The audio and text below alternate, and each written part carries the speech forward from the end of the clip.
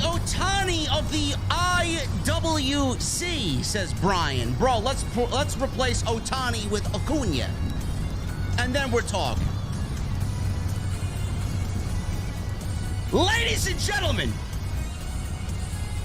AEW Dynamite tonight.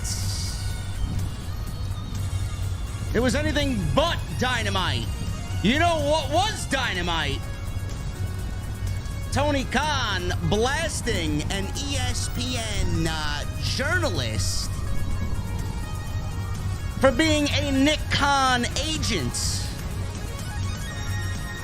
God, I love angry TK, bro. I think angry TK is fantastic stuff, man. Material for weeks. Tony Khan on social media, man. Dynamite tonight. We got our pillars. Fatal four-way. It's happening. It's the main event of Double or Nothing. We got a useless battle royal. We got the House of Black basically having open challenges now for the AEW Trios Championship. Wardlow in another squash match. Jeff Jarrett and Jay Lethal are challenging for the tag team titles. I mean, I don't know what to tell you, man. Supposedly they hired a new creative coordinator. I don't even think he could save this shit. Anyway, we're going to talk about it. Plus, we're going to talk about the historic week that happened in All Elite Wrestling. 45,000 tickets. A lot of people look stupid this week, man. Ladies and gentlemen, we are going to the OTS venue. I am walking down into my mother's basement where the beverages are cold, and Jesse currently is, he should be filling the ice bins down there. Ladies and gentlemen, I got one question for you. What the fuck are you guys drinking? I'll see you over there.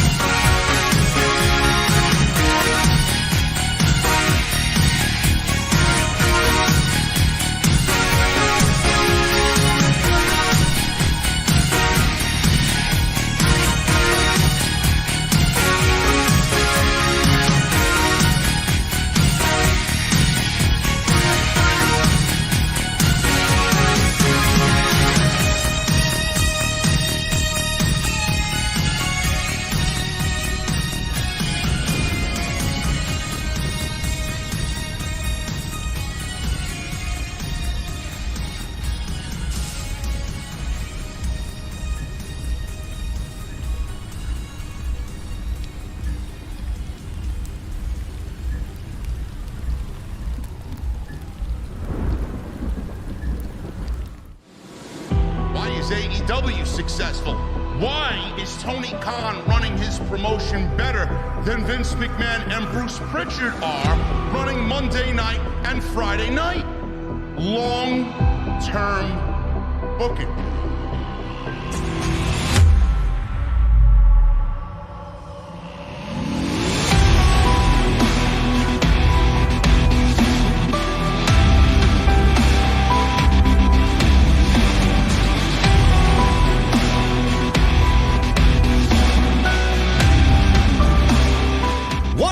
Guys, thank you so very much for joining me right here on Off the Script. This is your AEW Dynamite post show for May 3rd, 2023. I'm your host, JD from New York. As always, coming to you live from the OTS venue.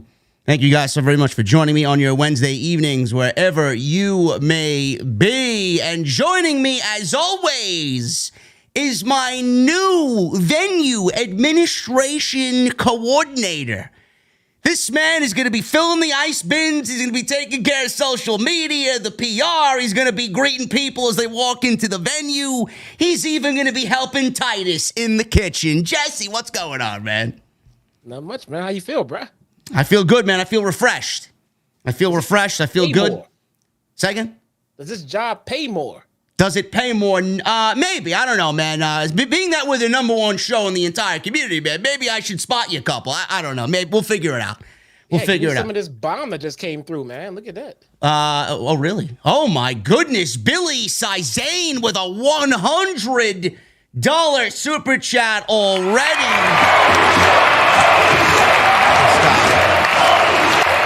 Oh, my goodness. That's fucking fantastic. Billy, you don't even leave a message. He don't even leave a message, man. Billy, what's going on, brother? Thank you for your incredible generosity. You guys can be like Billy, get those super chats, and we'll hang out at the end of the show. Jesse, what's going on this Wednesday evening? Man. Big stuff, man. Did you see this fantastic show tonight? Oh, bro? my God, man. I'm already being blasted about it on social media. You didn't like the show. What's wrong with you? I have to disagree, JD. Oh, my God. But then if you like it, if I like it, man, listen, bro, after tonight's signing by TK, man, I don't want to hear that we're shills anymore, okay? Never again. We either hate it or we're shills. Which one is it? Can't be.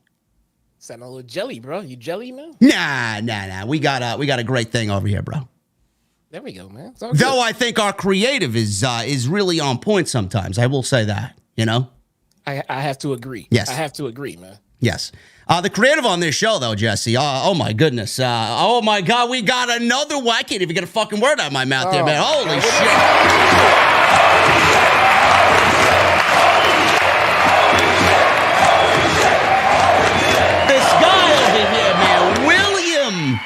William with a $100 super chat. William Seward. Oh, my goodness. He doesn't even leave a message. 2 people dropping 100 bombs and no message. You guys really must love me, man. Guys, look, check it out. I'm gonna open up the fourth wall here for you. You guys drop these bombs on this channel. That's awesome. That's great. But guess what? I don't get a part of it. But there's a new deal going around. If you leave my name in the super chat and it's a bomb, he has to give me half of it. Now, when did this get written into your contract? I just implemented this right now. I just thought of it and just threw it out there. Fantastic. It's off the script, bro. This fucking guy's using his own puns against me. Look at this fucking guy. It's off the script. Any bomb that comes in, put my name in the subtext somewhere in it, and I get half. So let's do this again. Here we go. Who's up next? Yeah, Jesse, this show creatively, man, to me, a miss by our buddy TK. Not that it was a bad show. I mean, it's never a bad show. It's never Bruce Pritchard worthy. But, I mean, there was really nothing exciting on this show, man. Filled with predictability. Oh, Jesus fucking Christ, man. Holy shit. I don't believe you guys, man. You guys.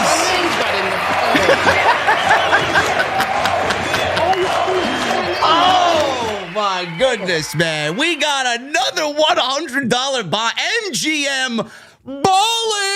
Oh, my God. He's dropping threes like I was dropping threes today on the court with my guy, Genius, man. Let me make it a trifecta just because I love being here. Holy shit. Wow. This fucking guy, man. You guys are going crazy tonight, man. This show wasn't even that good tonight. It wasn't bad, but, man, the creative is a little lacking in the excitement department. But we all know, man, if Tony Khan does anything great, if he does one thing better than anybody, I'm going to have to fucking stop the stream, man. Holy shit. That's his first super chat. This is crazy, man. You guys.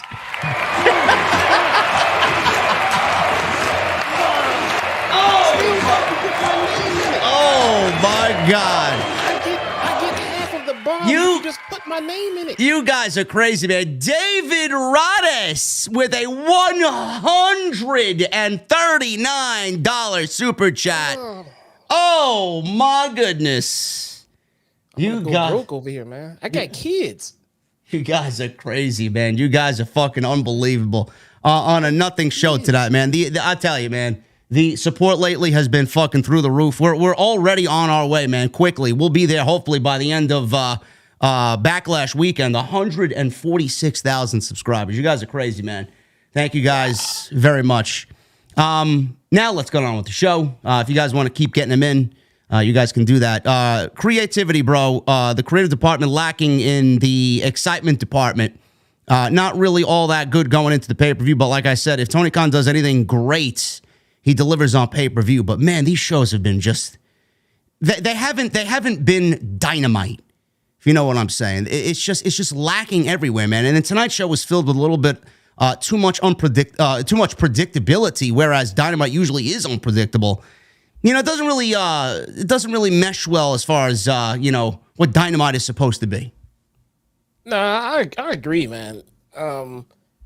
I just wasn't feeling this show as a whole, you know, they've got so much goodwill with me, AEW, that I constantly try to sit there and, you know, make sense of it and say how it's not that bad. And yes, I get half.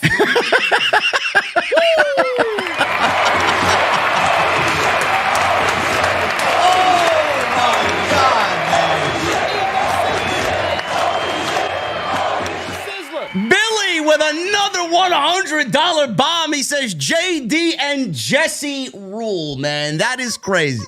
And we got Clucky Rhodes making an appearance. Look at that, man. Coming on out, man. Look at that. Yes. Yeah, man. The creative on this show. I mean, it wasn't bad, but it's not where it's supposed to be. No, I mean, look. I guess take it as a sentiment and what they normally give us. I expect better.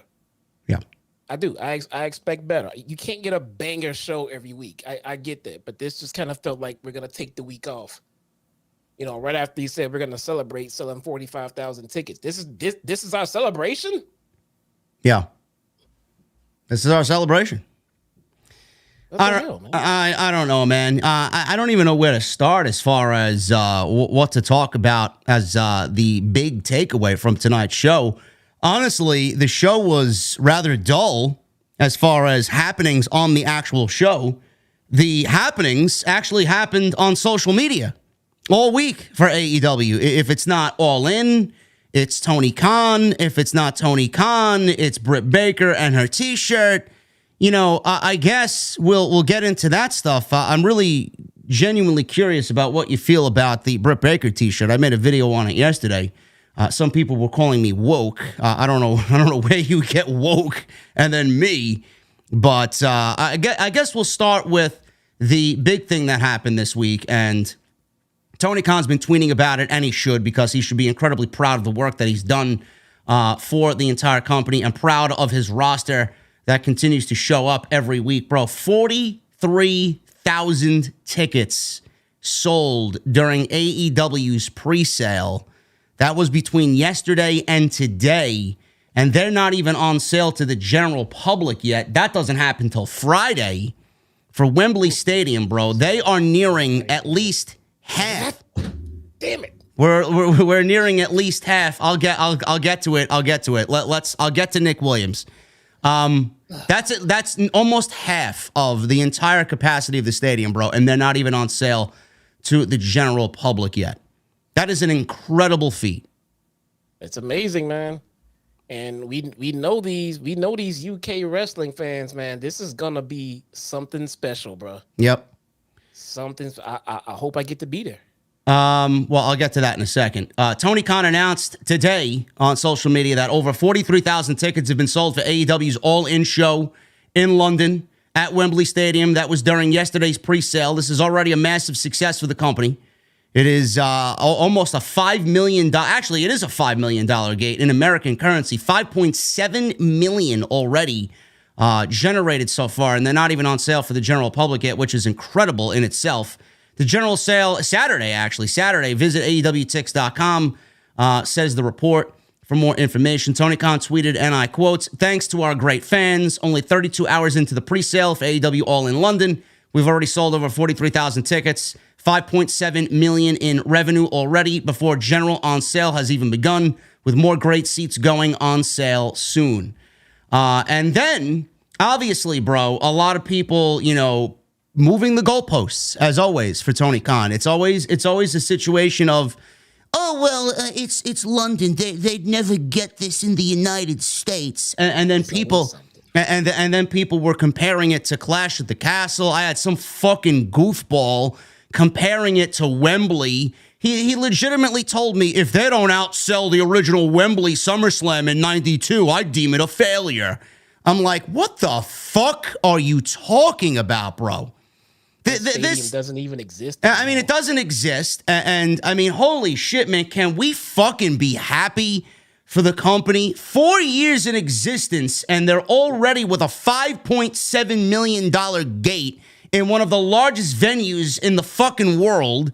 And I don't understand, man. It's amazing to me. Dax put it great. I can't even fucking add anything because he stole the words out of my mouth. He is flabbergasted about how many people are out there legitimately wanting to see wrestling fail. Yes. It's unbelievable. Why fans? Why are you people moving back the goalposts? Like all these geeks, they thought, oh, they'll never sell. I doubt they'd even do 30,000. I mean, they blew that number away. Now, what's the problem? What is that? What else is there to complain about? What else are you going to pin as an excuse as to why this isn't already a massive success? I try to think of it in a competitive sports manner. In the sense of, as a Vikings fan, I don't want to see Green Bay do well. So when Aaron Rodgers leaves my division and leaves my conference altogether, I gotta say that makes me pretty damn happy. But I just don't get the relation of that to wrestling, where I don't want to see the Jets fail or the Packers fail and go out of business. I just want to make sure my team beats them. Yeah. So at the same time, if you get these WWE elitists where they don't want to see AEW beat WWE, okay, that's fine, because WWE is your home team. But why do you want another organization to flat out fail? That makes no sense to me. That's not good for the business at all. No, it's not good for the I don't really understand what people's problems are. Like, I even said it to a couple of people publicly on Twitter. I said there's going to be a lot of stupid fucking people on Tuesday morning when this shit goes public with the pre-sale. A lot of people are going to be looking stupid. Dax put it perfectly. The other thing that people are talking about is, they'd never get away with this in the United States. Then the other thing is, Jesse, people were like, oh, Tony Khan bought all the tickets. These conspiracy theorists coming out. Half of the tickets bought were from scalpers. I don't give a fuck. A ticket sold is a ticket sold. Those people will be in the venue no matter what. Those scalpers are going to have to unload those tickets, one way or another. Well, like, where they going to just materialize people and put them in the stadium? What are they going to be, fucking AI, computer-generated AI sitting there? I mean, give me a fucking break. The pre-sale codes that went out were unique codes. Yes. Not everybody got them. Yeah. Fans got codes. Now, the scalpers, will come into play on Friday, but these ticket sales were pretty much to the fans. Yeah. And I might as well break this to you guys. I managed to get tickets to the show. What? I managed to get tickets to the show. I got tickets too. There you go. And being that I got tickets to the show, Jesse and I, we are planning a getaway to London. Not together. We're not flying together, but we will be there. And I am. Yeah. I will be there, and I hope so. And I'm planning the logistics of it so that everything works out with my content, and content gets up and gets uploaded, and I have the proper setup where I can actually ground myself and work. That's the most important thing to me. But if all these logistics work out and I find a nice hotel to stay at, which won't be in Wembley, I'll probably stay closer to the city. I'm looking at podcast studios as well for one show with Jesse and I and whoever else is there, content creator-wise. I'm looking for podcast studios that I will be funding. And if anybody wants to help me with that, that's out there that wants to be in on this, that's the more the merrier. But I'm looking for a big AEW All-In post-show review at a beautiful studio, fully done, really professional looking. So with that said, I'm actually getting everything ready to be out there. And there, if I'm out there, there will be a meet and greet. So we're going to London. There will be a meet and greet, and it's going to be the biggest meet and greet of all time for us. So that is going to happen. So keep an eye on social media. Keep an eye on what I say on the channel. We'll be out there, and hopefully that is the case. I'm also doing the same thing legitimately for Toronto. So I would actually keep an eye out on that. I've never been to the UK. I've never been to Toronto either. So if everything goes well, I'll be in Toronto for Forbidden Door as well. So keep an eye on that. But yeah, the scalper thing, I mean, these conspiracy theorists out there, the goalposts being moved. I'm very happy for Tony Khan. Very proud to be part of this journey. We've watched every Dynamite. I've been here for every show to cover the post show after Dynamite went off the air. Every pay-per-view. We've been very fair with our criticisms of what is great, what is good, what is bad, and everything in between. We've seen the ups and the downs, but 4 years, man, and that being the situation there, you and I, bro, we were at the first All-In. 10,000 people, we thought that was a fucking spectacle. And them taking a chance again in the same manner, but not with 10,000, but with 90,000, and they're already blowing records out of the water, bro. I mean, that's a beautiful thing. And the same amount of haters from the first time that they proved them wrong, yeah, has seemed to have not learned from that experience and have chosen to stand on this hill at the same time. That's awesome. Just whatever. Just keep moving it. Look, dude, whether or not they do a complete sellout, I don't know. Do I believe so? Yes, entirely. But if they don't, man, if they sell who cares? 1 seat less than a complete sellout, those people will still be sitting there waving their flag. See? Yes, we got him. We got him. They're not better than Nick Khan. Jesus, dude. They get off on it. They get off on it. If everybody in AEW just fell off the planet tonight, they'd be happy. Like they were offended by this company somehow. Like, what is the problem? Like Tony Khan stole their lunch money. Seriously. Well, you know, Tony Khan, if there's one thing, bro, that he does that he takes great pride in, this man is an analytical fucking beast. This guy's at the post-show scrums, man, the ones that I've been fortunate enough to be at. This guy's pulling fucking numbers off the top of his head, fucking quarter-by-quarter ratings off the top of his head, man. This guy's like a fucking AI bot. You ask him something, man, he's got it ready and available right there, right off the top of his head, man. It's actually amazing to see. So this ESPN analyst, Mike Coppinger, he tweeted about All-In, and I guess that he goes hand in hand with these trolls out there. I guess he wanted to try his hand at how good he control AEW. He says, and I quote, "Hearing Wembley is scaled for only $40K for AEW." Oh, well, clearly that can't be the case. They sold 43,000, you fucking geek. Far cry from last April when I was ringside for Tyson Fury and Dylan White, and it was packed to the brim with 94,000. Nothing beats the big fight feel at Wembley. Tony Khan saw this tweet, which of course he did. Well, I don't know why he wouldn't. And he said something about it, which I don't really blame him because I would do the same thing. He said, and I quote, "Lies, what a load of crap. Tell your agent, Nick Khan, to shove it up his ass." Then he says, "Since you carry the credentials of a credible reporter and represent the worldwide leader, ESPN, I'm just curious, who was your source for this? And how can a reporter representing ESPN tweet something about a legit news story that's so blatantly wrong and easily verified as a falsehood?" He never replied back. He never replied back, man. The guy went fucking radio silent when TK caught wind of him. Nope, he didn't stop there either. I mean, after that, he was dead. I don't know what else Tony Khan needed to add. He kept on adding shit. He was mad. Listen, be happy, man. It's pro wrestling. You know, no matter what, the UK is, yes, starved for pro wrestling. And yes, it may be a little easier for AEW or WWE to sell out shows quicker than they would in the United States, but it doesn't matter. Those people are the best fucking fans for any wrestling show, any show, period, because of the energy that they bring every single time. Has any UK crowd, bro, disappointed you at all with what they've done? I mean, they're that loud for a fucking random SmackDown taping. Yeah. It could be a random NXT UK taping. Yeah. It doesn't matter.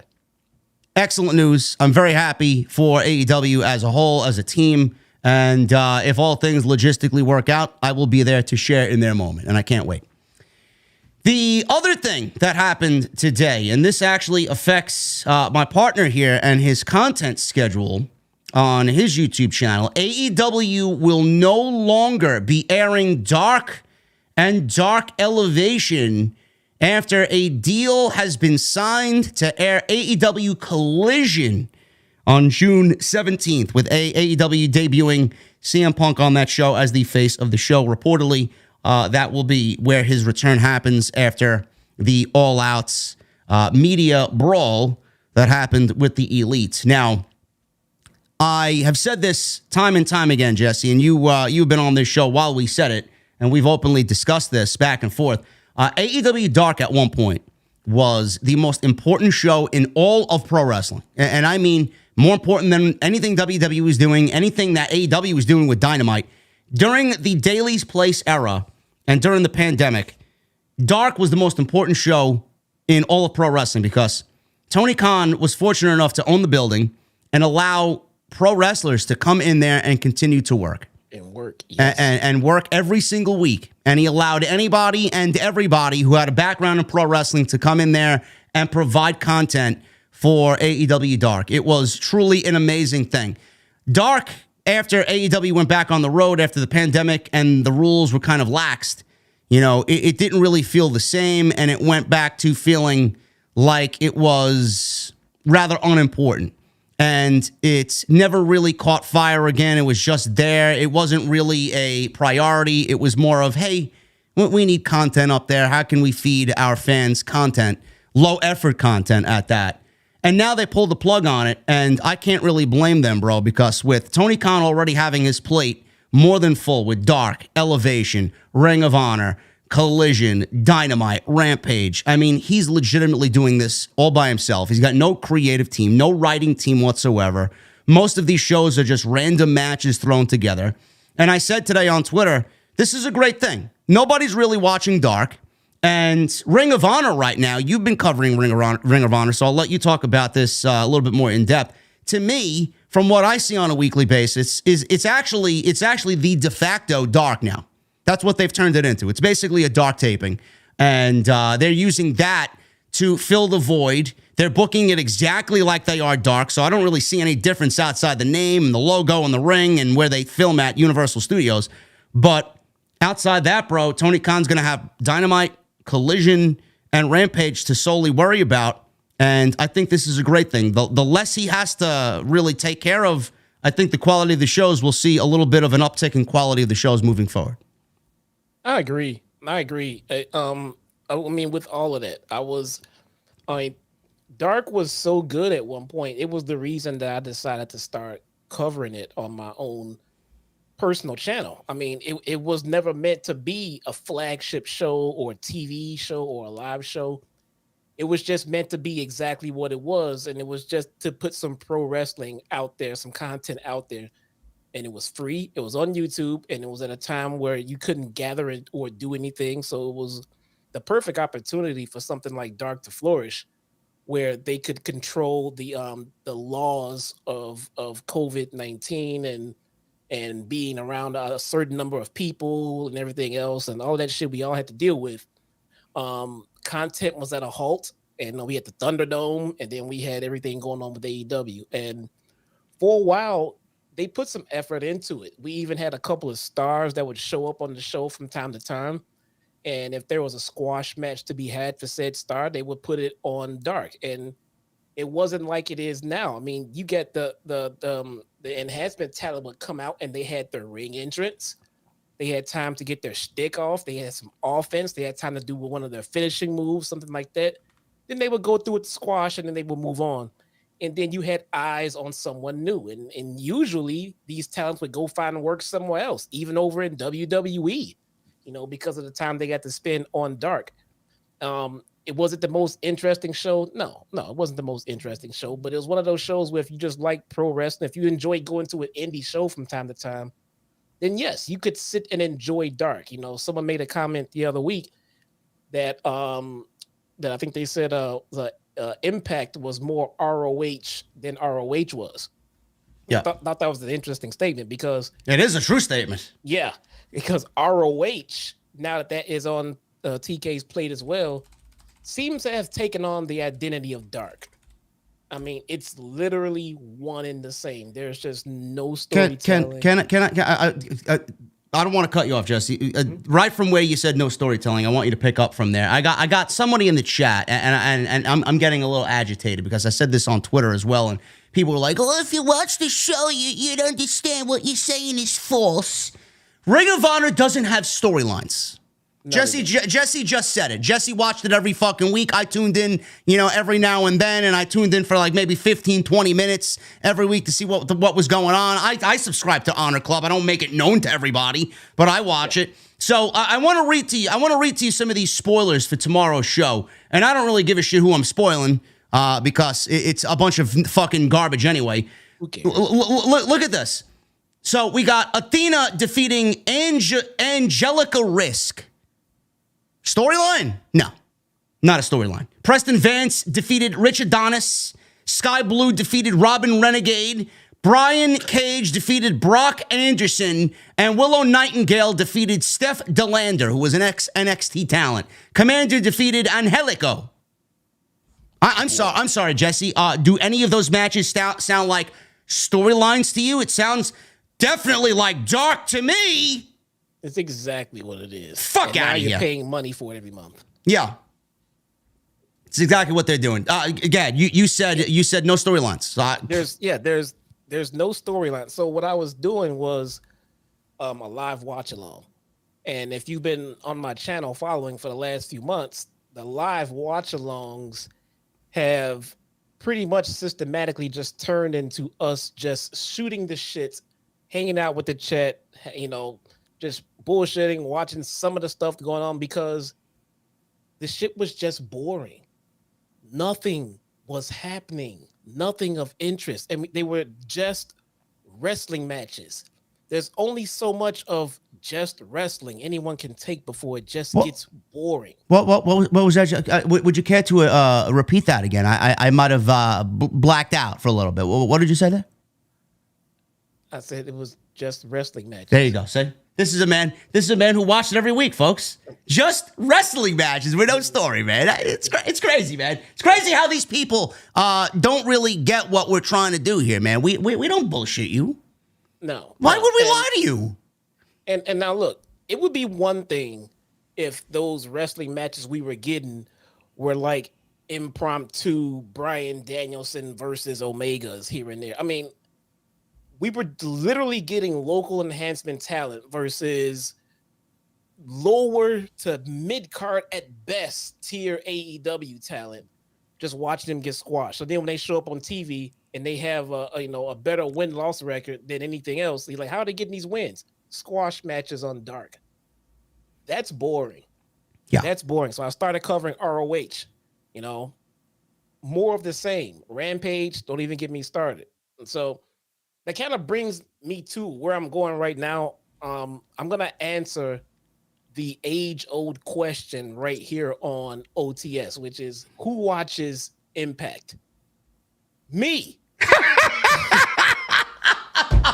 Me. Oh, man. Me. No more Dark. Dark is off the air. No more Dark. Wait a minute.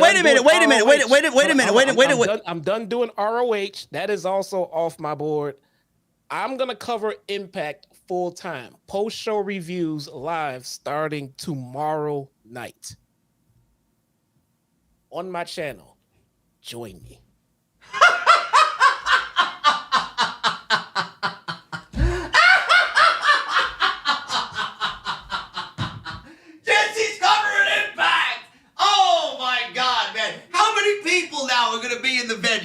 many people are gonna be at the Impact Zone, man? What is that, like nine people every week now, man, with Jesse included, man? Well, what's next, bro? What are you gonna tell me? You're gonna get tickets front row to go see Impact live when they come to Chicago, bro? I have tickets for when they come for the next set of Chicago tapings. I'll be there front row. I'm going. Oh, man. This guy's a comedian, man. This guy's a comedian. Nobody watches Impact. I guess I can't say that no more, man. The gimmick is dead. This guy killed my fucking gimmick. I'm watching Impact. Nobody watches Dark. Oh, man. Jesse's a comedian, man. The Chi-Town Smart. I didn't know we went to comedy school, bro. Holy Nobody shit. watches ROH. Listen, man. They got a decent Impact. They got a decent roster over there, man. Trinity Fatu is over there now. I may actually end up watching Impact. We got to support our girl Trinity. They have an interesting roster. I'm gonna spend the next couple of weeks getting acclimated to that roster and to the storylines, man. And right now, I'm really excited about covering a show that actually has continuous storylines. Now, whether or not they're interesting, I'll be the judge of that when I get into it, and I'll give my honest opinions on it either way. But at least there's stories. There is absolutely nothing going on in ROH. Nothing. Here are two guys. They're gonna have a match. 3 minutes later, here's the next match. I'm tired of it, man. I just heard from the France Club in the chat that there were storylines on Ring of Honor. There is no such thing. I mean, I think Claudio had something going on for a minute. Yeah, with Eddie Kingston. Yeah. And that was built in like 2 weeks. Yeah, now it's over. Kingston's hurt. I mean, it's so dull. Listen, it's so man. Listen, man. You gotta do me a favor, bro. You know, every time I go through my subscription box on YouTube on Thursday nights, man, I see the lowly Fightful is streaming Impact, man, with 2 uncharismatic fucking goons on there that would put you to sleep faster than fucking Bruce Pritchard's Raw. Bro, I think they get maybe about 60 people watching every week, man. You got to do better. If you're gonna be covering Impact, man, you got to do better. Let's kill it, man. I actually got a nice little core of supporters who do know about this transition and are on board to help out, man. There you go. Listen. I know I joke on Impact. I know I got my 1-2 punch of jokes. You know, who watches Impact and how many people this week are in the Impact Zone. They got a great roster over there. And whoever told me on Twitter the comment of Impact is more Ring of Honor than Ring of Honor is Ring of Honor, I actually agree with them. And that was a very inspiring comment. Yes, I mean, there are stories there. There's continuity there. They got a great commentary team. Tom Phillips is fucking great. Don't know why WWE ever got rid of him. That was a fucking mistake if I ever seen one, because we got fucking Kevin Patrick on Monday Night Raw that I can't stand to listen to anymore. But if Jesse's going to be covering Impact, I want you guys to go out there and support him, because you don't really see a lot of people covering Impact. I think Fightful's the only one that covers Impact, and they do a fucking shit job at it. So if Jesse's going to cover it, you know he's going to be catching up on stories. You know he's going to be filling you in on what's going on there, and he's going to get your bases covered. So if you guys are fans of Impact, there you go. You could make him the destination for that, and maybe that could be, as a content creator, I'm thinking about this long term, maybe that could be his way in. You know, rubbing elbows there with Scott D'Amore over there at Impact. Who knows? That is partially the plan. I don't know how you picked up on that one. Yeah, well, listen, man, that's what I would do. Our big supporter of the channel, Osakui, he's a big Impact fan, man. He's a big Impact fan. I let him know what I was going to be doing. He's pretty excited to see, because he, like you just say, he would watch Fightful for the Impact review, because he can't catch it when it comes on, so he catches a recap, and he's bored with it, and he will like something fresh, and he likes what we do. So the fact that I'm covering it, he's happy. So, I'm happy about this. I really am. It's a smaller market, and it's something I think I could nail. I've already started on my content on the channel. I got my new setup, and I'm gonna try to do you guys proud over there, man.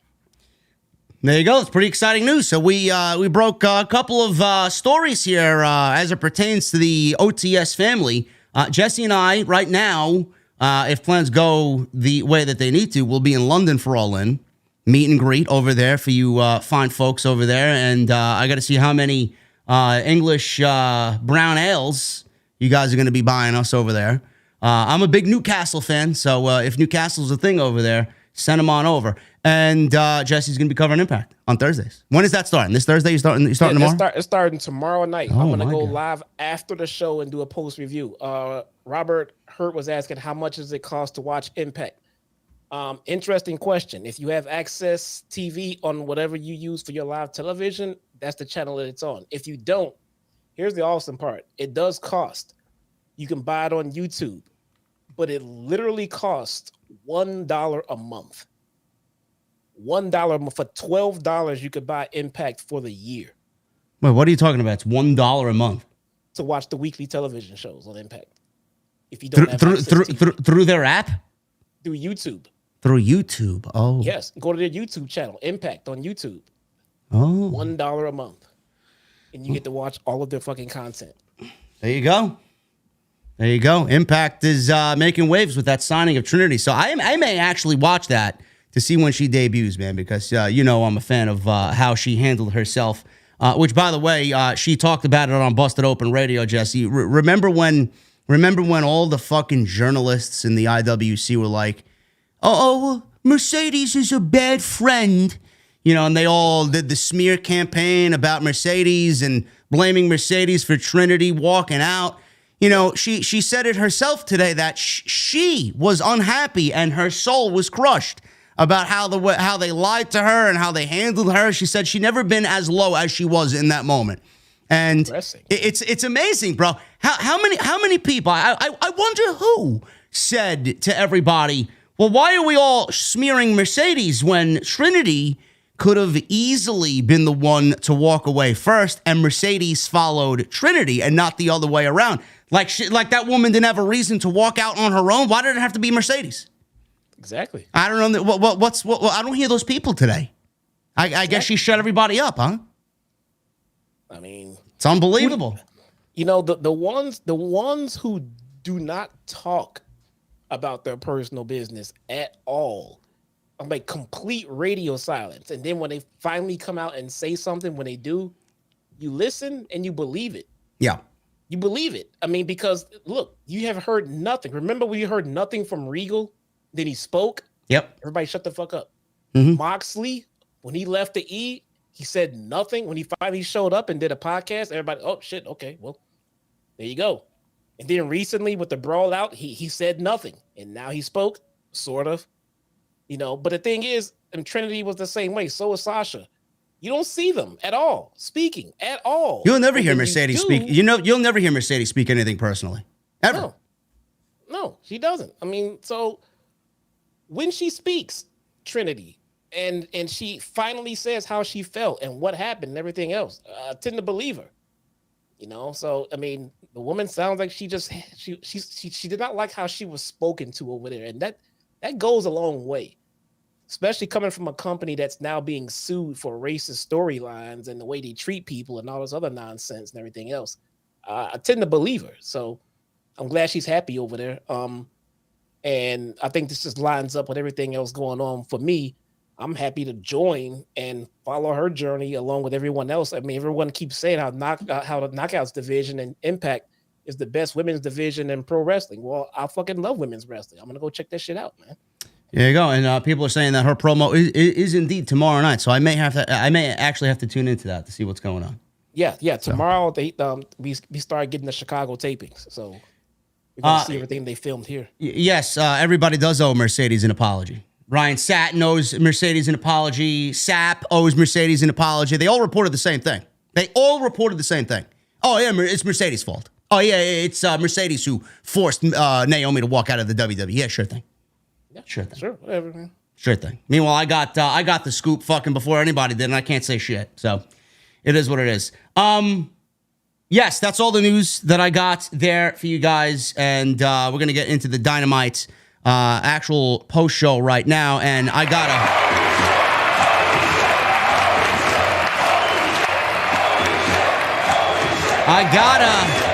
shout out my guy. It's been long enough, Nick motherfucking Williams with a $100 super chat. He says, "Who forgot to tell me it was a bomb party What would you do if Cody Rhodes versus Roman Reigns is not the plan for SummerSlam? I'm excited for Double or Nothing, but man, this Cody-Roman rivalry has the IWC split.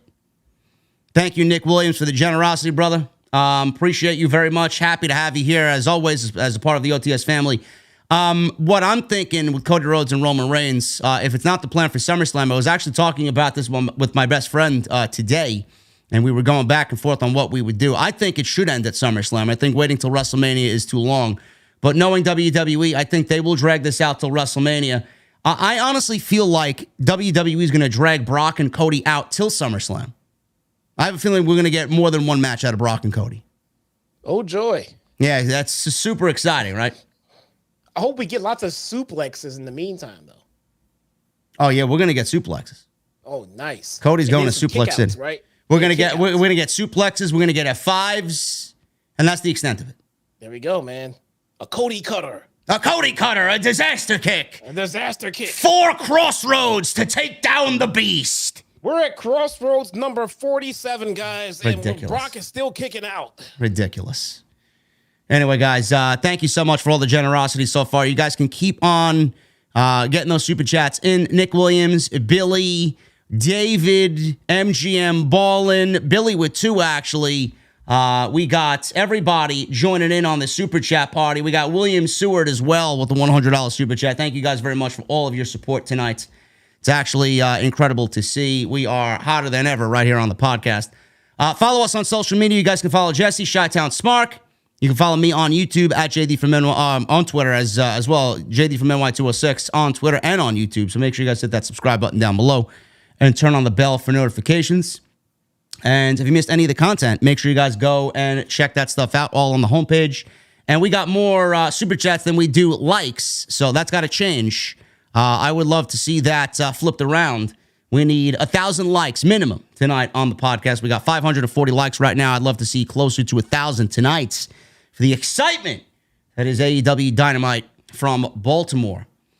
We're going to start at the top here, man. Adam Cole, Roderick Strong, Bandito, and Orange Cassidy.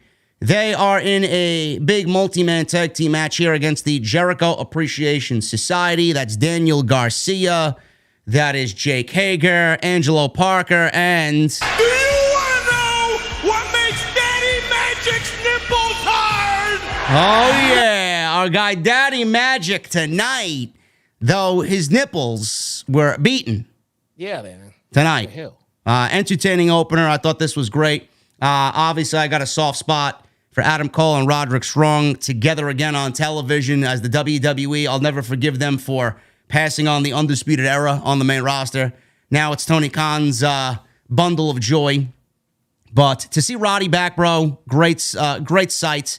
Him and Adam Cole. Can't wait till Kyle O'Reilly is 100% healthy and he gets back and we see the band, or at least 3/4 of the band, back together, minus Bobby Fish. But seeing them together was all that I really needed out of this match. And the babyfaces won here. And the Jericho Appreciation Society was on the losing end. Entertaining match, but, you know, Tony Khan's got his thing, man. Every single, what is this, 8 weeks in a row, Orange Cassidy is like the de facto open for Dynamite every week. Yeah. It seems to be his thing, man. Come out and get started with an OC match. Yeah. Seeing Adam Cole in there was a great thing as well. And Roddy looked like he hasn't missed a beat coming out of the WWE Performance Center and that fucking hellhole known as NXT. So we got the babyfaces winning here. Cassidy outsmarted Angelo Parker and Matt Menard with his hands in his pockets. Garcia blindsided. JAS took control. Cassidy hit a Stun Dog Millionaire, which it must have been a botch or something. It looks like they got lost in translation. Menard kind of landed on his shoulder instead of taking a full-on stunner there. Strong made the hot tag. He was throwing out backbreakers and chops to everybody. Big angle slam on Jake Hager. That netted him a 2 count. Strong avoided Menard and Parker's finish. Tagged in Orange Cassidy. And he was locked in a Garcia sharpshooter as soon as he came in. Adam Cole took out Garcia with a shot to the face. Match broke down with everybody in the match hitting all big moves. Garcia kicking out of a beach break by Cassidy. Blind tags were made to Parker and Strong as Cassidy and Bandito hit double dives on the outside. Strong popped Parker with a jumping knee. Cole lowered the boom, and that was it. 1, 2, 3.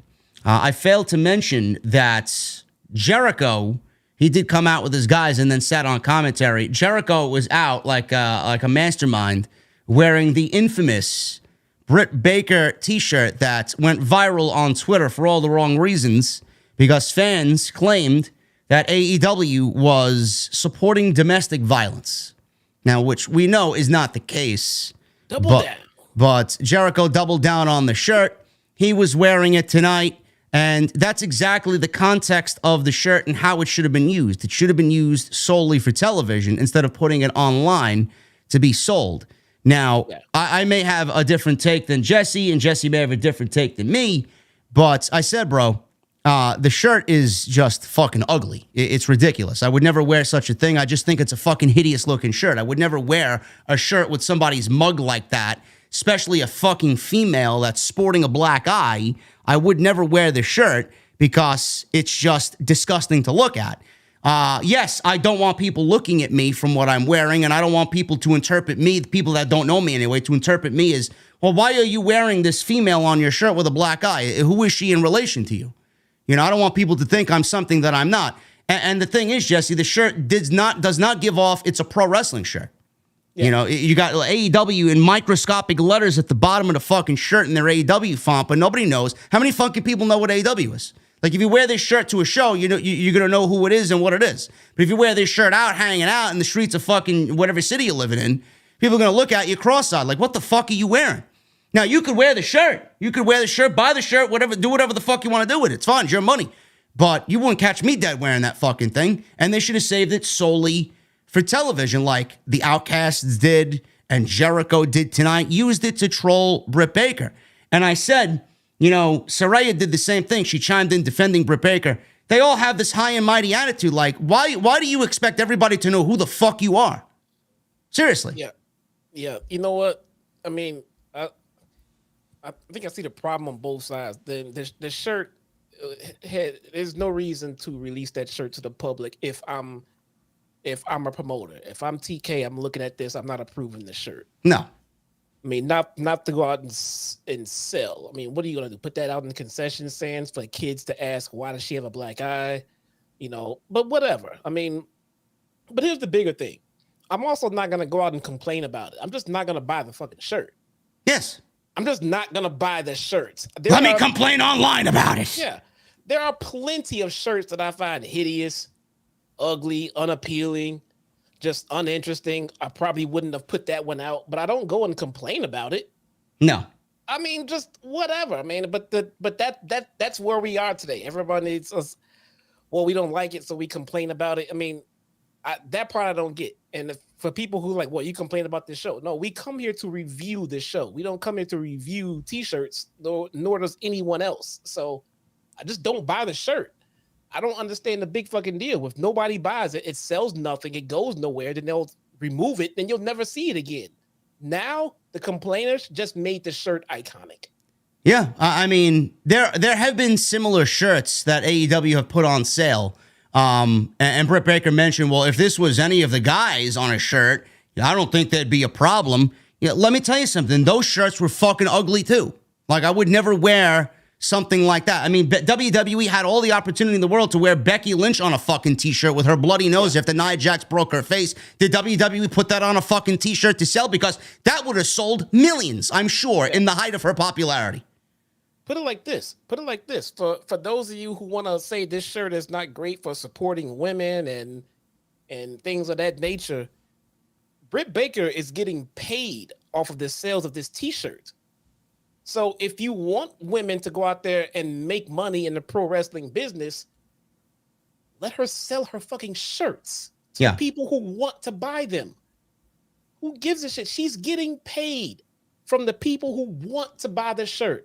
And if they want to go out and have to answer questions as to why this shirt exists, explain it to them. If you don't want to explain it to them, let them go look it up. Let them find out what it's really about. But in the meantime, this is putting money in Britt Baker's pocket. So how can you be mad at that?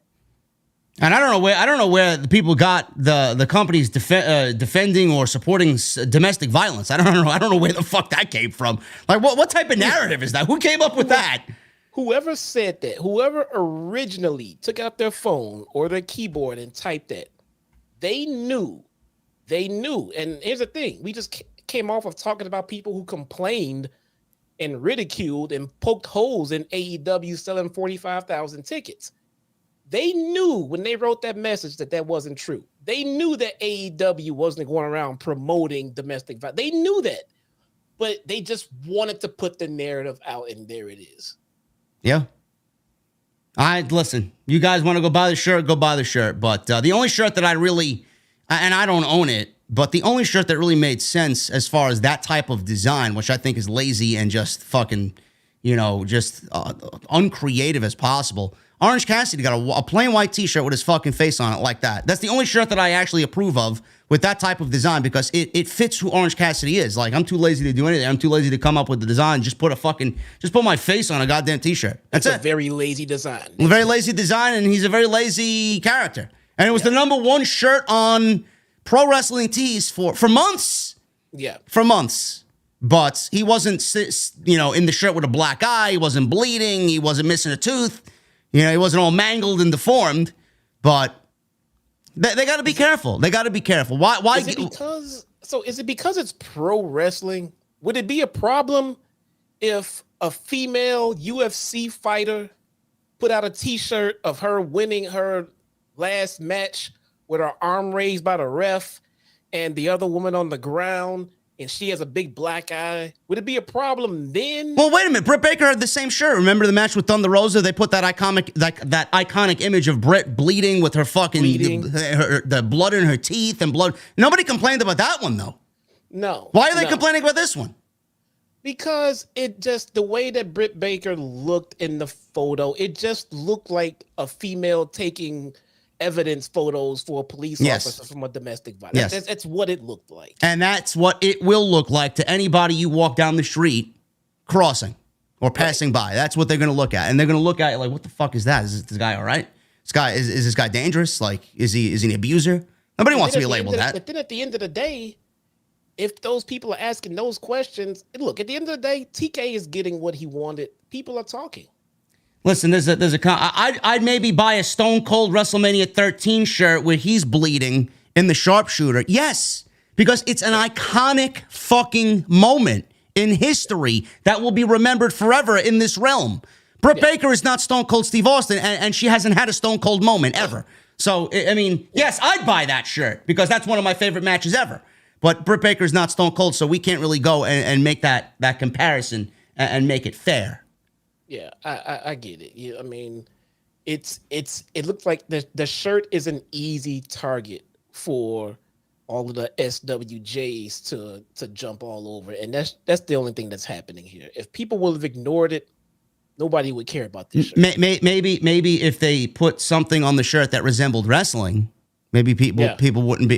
I don't know. Put the word wrestling on the shirt. Wrestling. This is what happens when you wrestle. I would re-release the very same shirt and then fill in context on the back, like obnoxiously. I am a female professional wrestler. I got this injury wrestling in a ring and not just obnoxiously put it on the fucking back. But this is one of those controversy creates cash issues because this is only going to sell more shirts. It's probably only going to sell good for them. Shirts. I don't like it. I don't give a fuck. You want to wear it, you wear it. I'm not. I know what it is. I'm not going to question you, but don't expect to get fucking pleasant looks when you're out. Maybe you don't really give a shit about that, but I wouldn't wear it because I don't want to be labeled something I'm not. It's all bullshit. And Britt Baker, hi Brittany. Hi, Brett. How you doing? Honey? I like that one. Brett, I love that one liner, by the way, to Chris Jericho. Bitch Jericho. I love it. I thought that was great. Yeah. I think she went too hard trying to defend it. You just went too hard. This is another one of those things. Just ignore it and just watch the sales of the shirt continue to roll in. I wouldn't argue with it because here's the thing. On a certain level, the people that complain about it, depending on who it is and what their reason was for complaining, on a certain level, they have a point. They have a point. It doesn't mean they're 100% right about it, but even a broken clock is right twice a day. They have a point. So instead of trying to minimize their point, as far as maybe they themselves were domestic violence victims and it struck a nerve with them, they have a point. So don't minimize their concerns, but you can't ignore it and continue to just sell the fucking shirt. So don't make people feel bad for trying to do what's right and sticking up for what the perception of domestic violence could be. Just leave it alone, because you did nothing wrong. You're going to make money on the shirt. Just let it sell or not. That's it. Yeah, I agree. After the match was over here, this big 8-man tag team match, Adam Cole charged at Jericho, who was on commentary, and tackled him and speared him through whatever little commentary background that they had over there. And security ran up and pulled Cole off of Jericho. Jericho yelled, "He's a menace! He's a menace!" And that was the way that segment came to a close. So we got this feud building nicely to Double or Nothing, and this was not the last that Jericho was being tortured here by Adam Cole and company. We'll get to that in a little bit. But Renee, we go from Jericho to Renee Paquette. She interviewed Jungle Boy, Jack Perry, and Darby Allin backstage about their match with MJF and Sammy Guevara. She asked how they're feeling about teaming together. Jungle Boy said he and Darby don't like each other much, but they share some things in common. He says they were both there from day one and have busted their asses, and neither of them have main evented a pay-per-view. He says they changed that tonight. Darby says they will walk into Double or Nothing as number one contenders, and one of them will walk out with the AEW title. Tonight is showtime.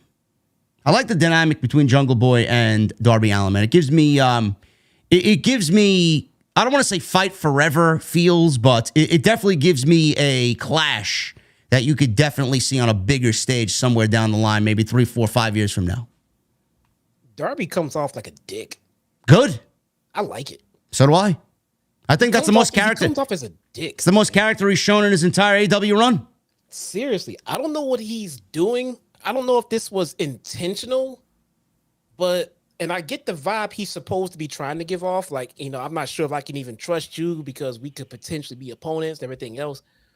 But in the course of how he delivered this message, he's coming off as a dick, man. And I really kind of enjoy it myself. It seems like it feels like it almost plants a seed for an eventual Darby Allin heel turn. And I'm talking eventual because this guy is a strong baby face, man. I mean, he's beloved by the kids, so I don't see it coming anytime soon. But man, I can feel out a good heel, man, and I see it in Darby. He's coming off as a real dick right here. Well, they don't like each other, bro, but they have to team tonight against MJF and Sammy Guevara. You know what that means, man. Can they coexist? Can they coexist? Can they coexist? The typical, what are we doing tonight, Bruce? Well, maybe we'll do a can they coexist, Vince. That's great, pal. Unbelievable. Now we got Tony Khan doing can they coexist. You believe this shit? I thought we hired a new administrative coordinator, bro. I mean, I can't deal with this shit anymore. You gotta get better, man. Come on. You're making these new hires. Well, they said he'd be backstage tonight. Maybe he's just doing his paperwork for human resources, bro. You gotta put out the W-2s. Pushing some pens and filing some papers and getting some scones for the office. I get it. You gotta pass the piss test. You gotta do all that shit, man. Unbelievable. Anyway, that was coming up later in the show. Then they cut to security dragging Adam Cole out of the building, and Jericho was there yelling at him. Britt Baker runs up and starts shoving Jericho. She slapped him in the face, called him a coward, and Jericho was yelling at him, "Get him out of here, get him out of here," and Britt Baker called him Bitch Jericho. That was basically it. I actually like, man, I like the addition of Britt Baker in this. It gives the entire feud a little bit more of a personal feel, because Jericho's feuds have basically been strategically planned, him getting somebody else over, and then they feud with the JAS, and then they got to go through all the JAS, and then they got to get to Chris Jericho. It's a nice deviation by adding Britt Baker to this, and I've quite enjoyed this so far, making it a little bit different than what Jericho's done with his past few opponents, man. I'm enjoying this. Yeah, and you know what? Because I like having the creative juices flowing. Creative Juices coming soon. That should be a name of a show, right? Creative Juices. So wait a minute. You mean that you're titillating your creative juices? making my nipples hard, bro. Oh, listen, nobody's nipples gets hard around here except for Daddy Magic, bro. Except okay? Daddy Magic's. That's it. Okay. That's it. So, Britt Baker is supposed to be having her friend Jamie Hayter's back in this whole outcast situation. But now Britt Baker is busy trying to deal with Jericho and the JAS and defend her boyfriend and everything else. So Jamie Hayter is going to be left in the wind when she thought that Britt Baker had her back, but now she's her time is split. So this to me feels like it could be the catalyst right here to start the rift between Britt Baker and Jamie Hayter. We'll see. I mean, that's the storyline. That's the big storyline. I mean, unless Thunder Rosa comes back and we get something with them. Right now, that's the money feud. That's Britt the money Baker feud right now, yeah. Hayter, man. Yeah. Yep. Yeah, you could put that on the shirt. You could put that on the shirt. Courtesy or brought to you by Bitch Jericho. Right there on the shirt, you know? He's the one who facilitated it all. Oh, so. God. Bryan Danielson. He was backstage with Jon Moxley, Wheeler Yuta, and Claudio. Danielson says that he always thought it was egotistical of a certain legendary wrestler saying he was the best there is, the best there was, and the best there ever will be. We're throwing Bret Hart shade out here, man. I love it. What an asshole. Danielson said that offends him. He said the best wrestler in the world today, and if it's not him, it's one of these guys standing behind me. He says because of what they built, there will be a wrestler better than him someday. He called Yuta a little shit, and he said he hopes he becomes a better wrestler than he ever was. He said that's the difference between them and the elite. He says they push wrestlers to be the best and want AEW to be the best wrestling company ever, and they'll do whatever it takes. Moxley says they're blades of iron, sharpening each other. He says they are not bullies. He said the elite were once on the cutting edge of pro wrestling, but he's not sure if that's the case now. He challenged Omega to a steel cage match next week on Dynamite. It's official. He said 2019 or 2020, might have been a decade ago. I don't care. He said every day he and his crew get better. He says he wants to find out how good the 2023 Omega is inside the steel cage. We are going to leave one hell of a mark. I thought this was great. Man, that steel cage match is going to be fucking great next week. I'm looking forward to that big time.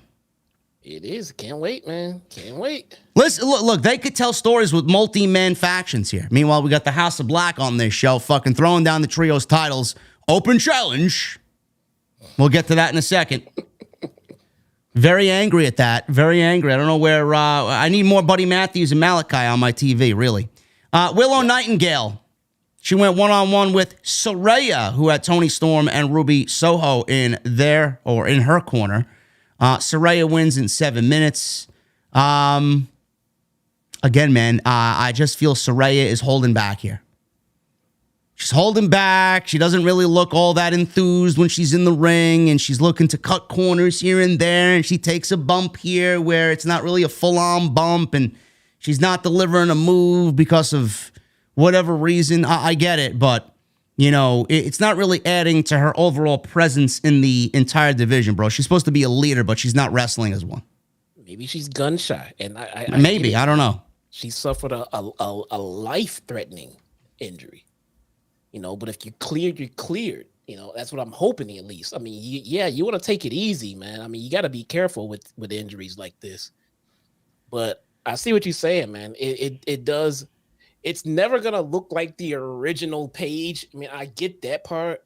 You don't have to perform as well as you did 10 years ago, but at the same time, I mean, you can just see passion in the ring, and I don't see it in her. Well, what I mean, if you guys are listening to me on Blue Wire or Spotify, what I mean is there's this noticeable hesitation in Saraya's demeanor. I don't know what it is. It looks very choreographed. Everything she does looks very scripted. I don't really like overly scripted wrestling. I mean, it doesn't look genuine. It doesn't look natural. I don't know. I get it. I'm not taking anything. She looks great, yeah.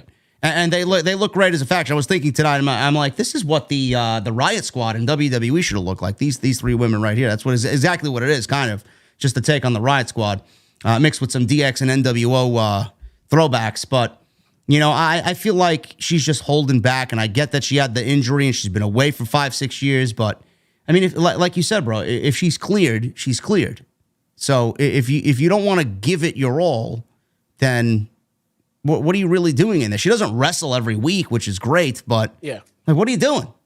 Yeah, and that's another thing. If you don't have to go out and fill like all these dates, and you have to go hard every week, and you only wrestle like once a month or whatever. I mean, I think you need to. I mean, and look, maybe she's working her way up to this. I get it, but I mean, it seems like this is the chance to start taking off those training wheels and getting back into your groove, especially since you're gonna have a long stretch before you have to work again in the ring. So, but look, all we're saying, we're not here to try to tell Saraya how to fucking wrestle. Clearly, she knows what she's doing. We're trying to portray what it comes off as a fan of watching it on TV, and it's just not. It's not the same Saraya. Not only that, it's just not the feel of someone who is comfortable in their own being in that damn ring. No, that's very noticeable.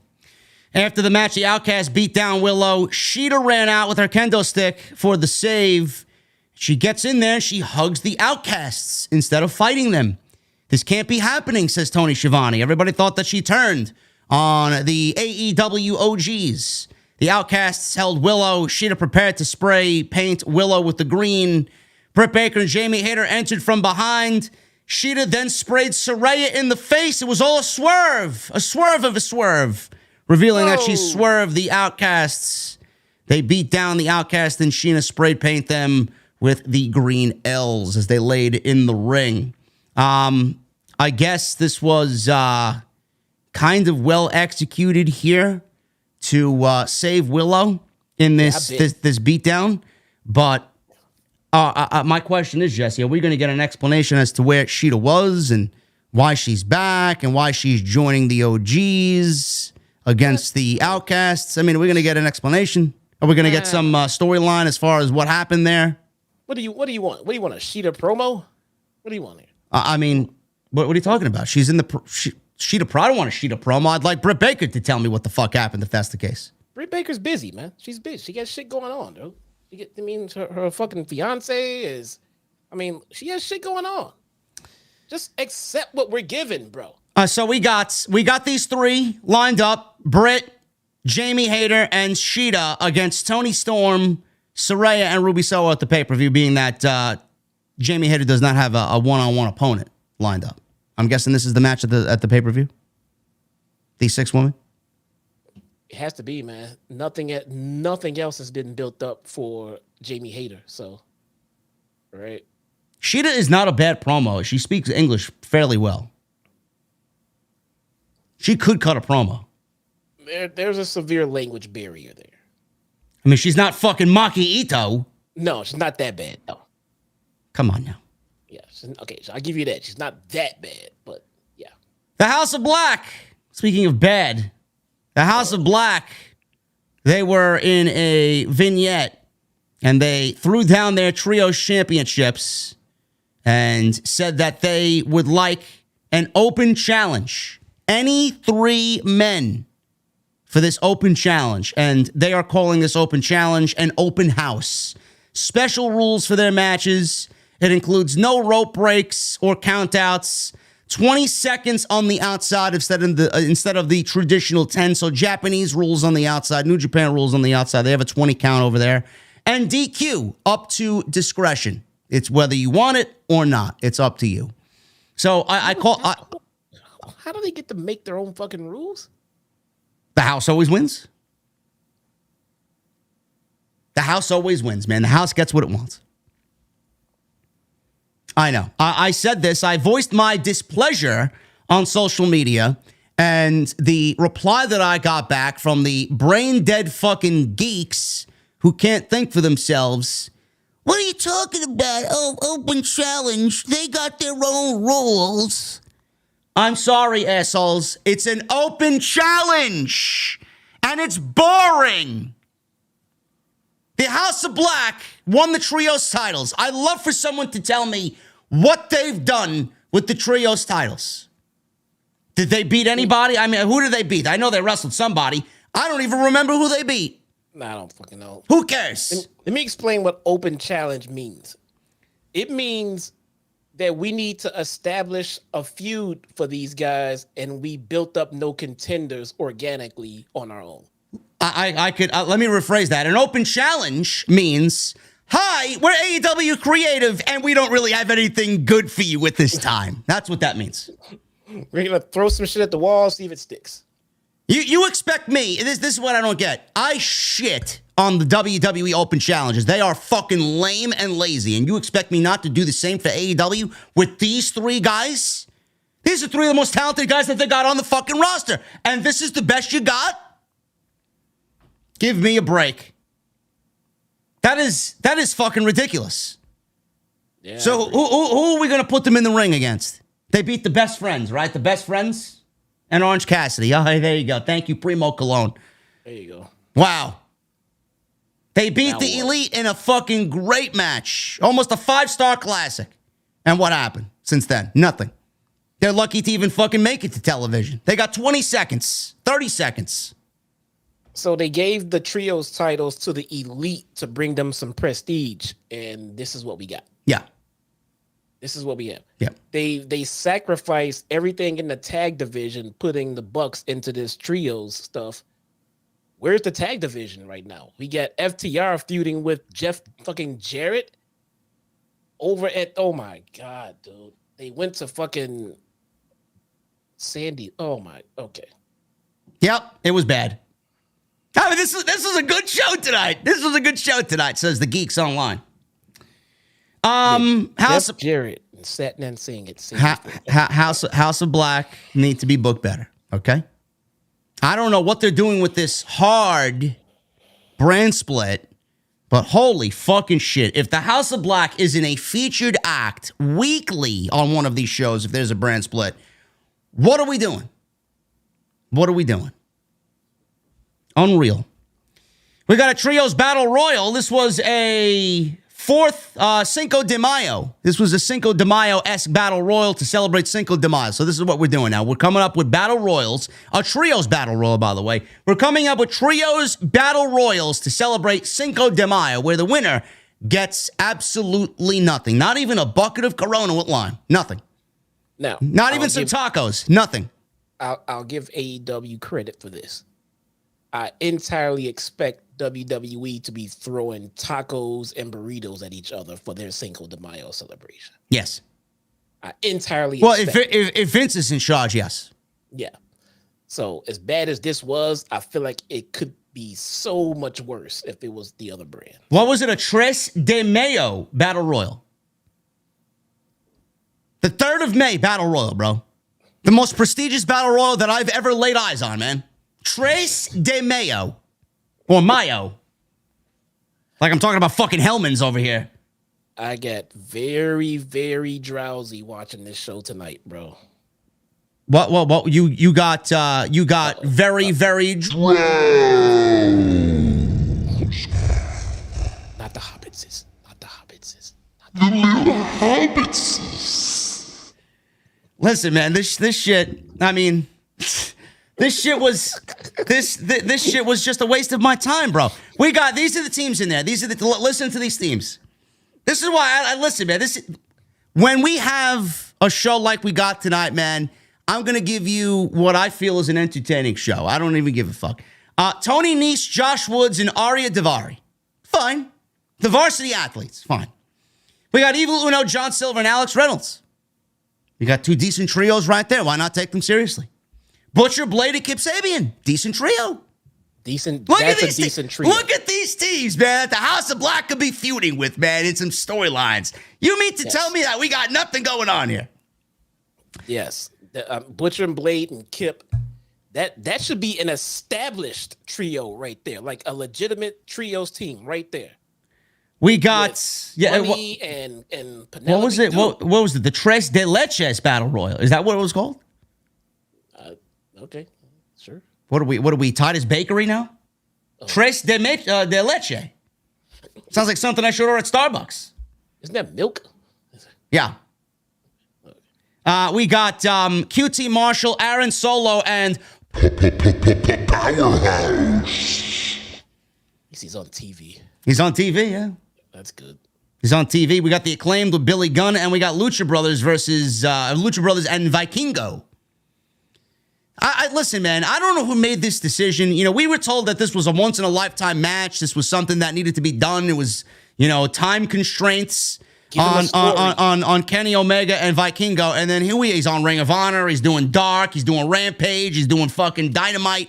I mean, you put him in this battle royal, bro, and you get him eliminated in this match like he's a fucking nobody, yet I'm supposed to take him seriously.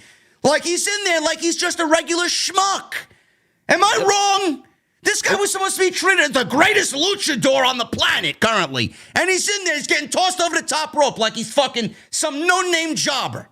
Before that, he was on Dark. Oh, he was on Dark. Yep.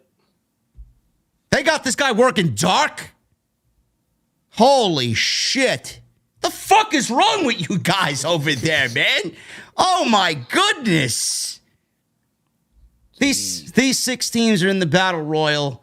It came down to the Acclaimed, and it came down to Sabian, Blade, and Butcher as the final 2 teams. So the Acclaimed ducked. Hobbs tumbled over the top rope to the floor. He was eliminated. Scissor Me Daddy chants were going on. Butch eliminated Max Caster by knocking him off the top rope. I think he might have been going for the mic drop.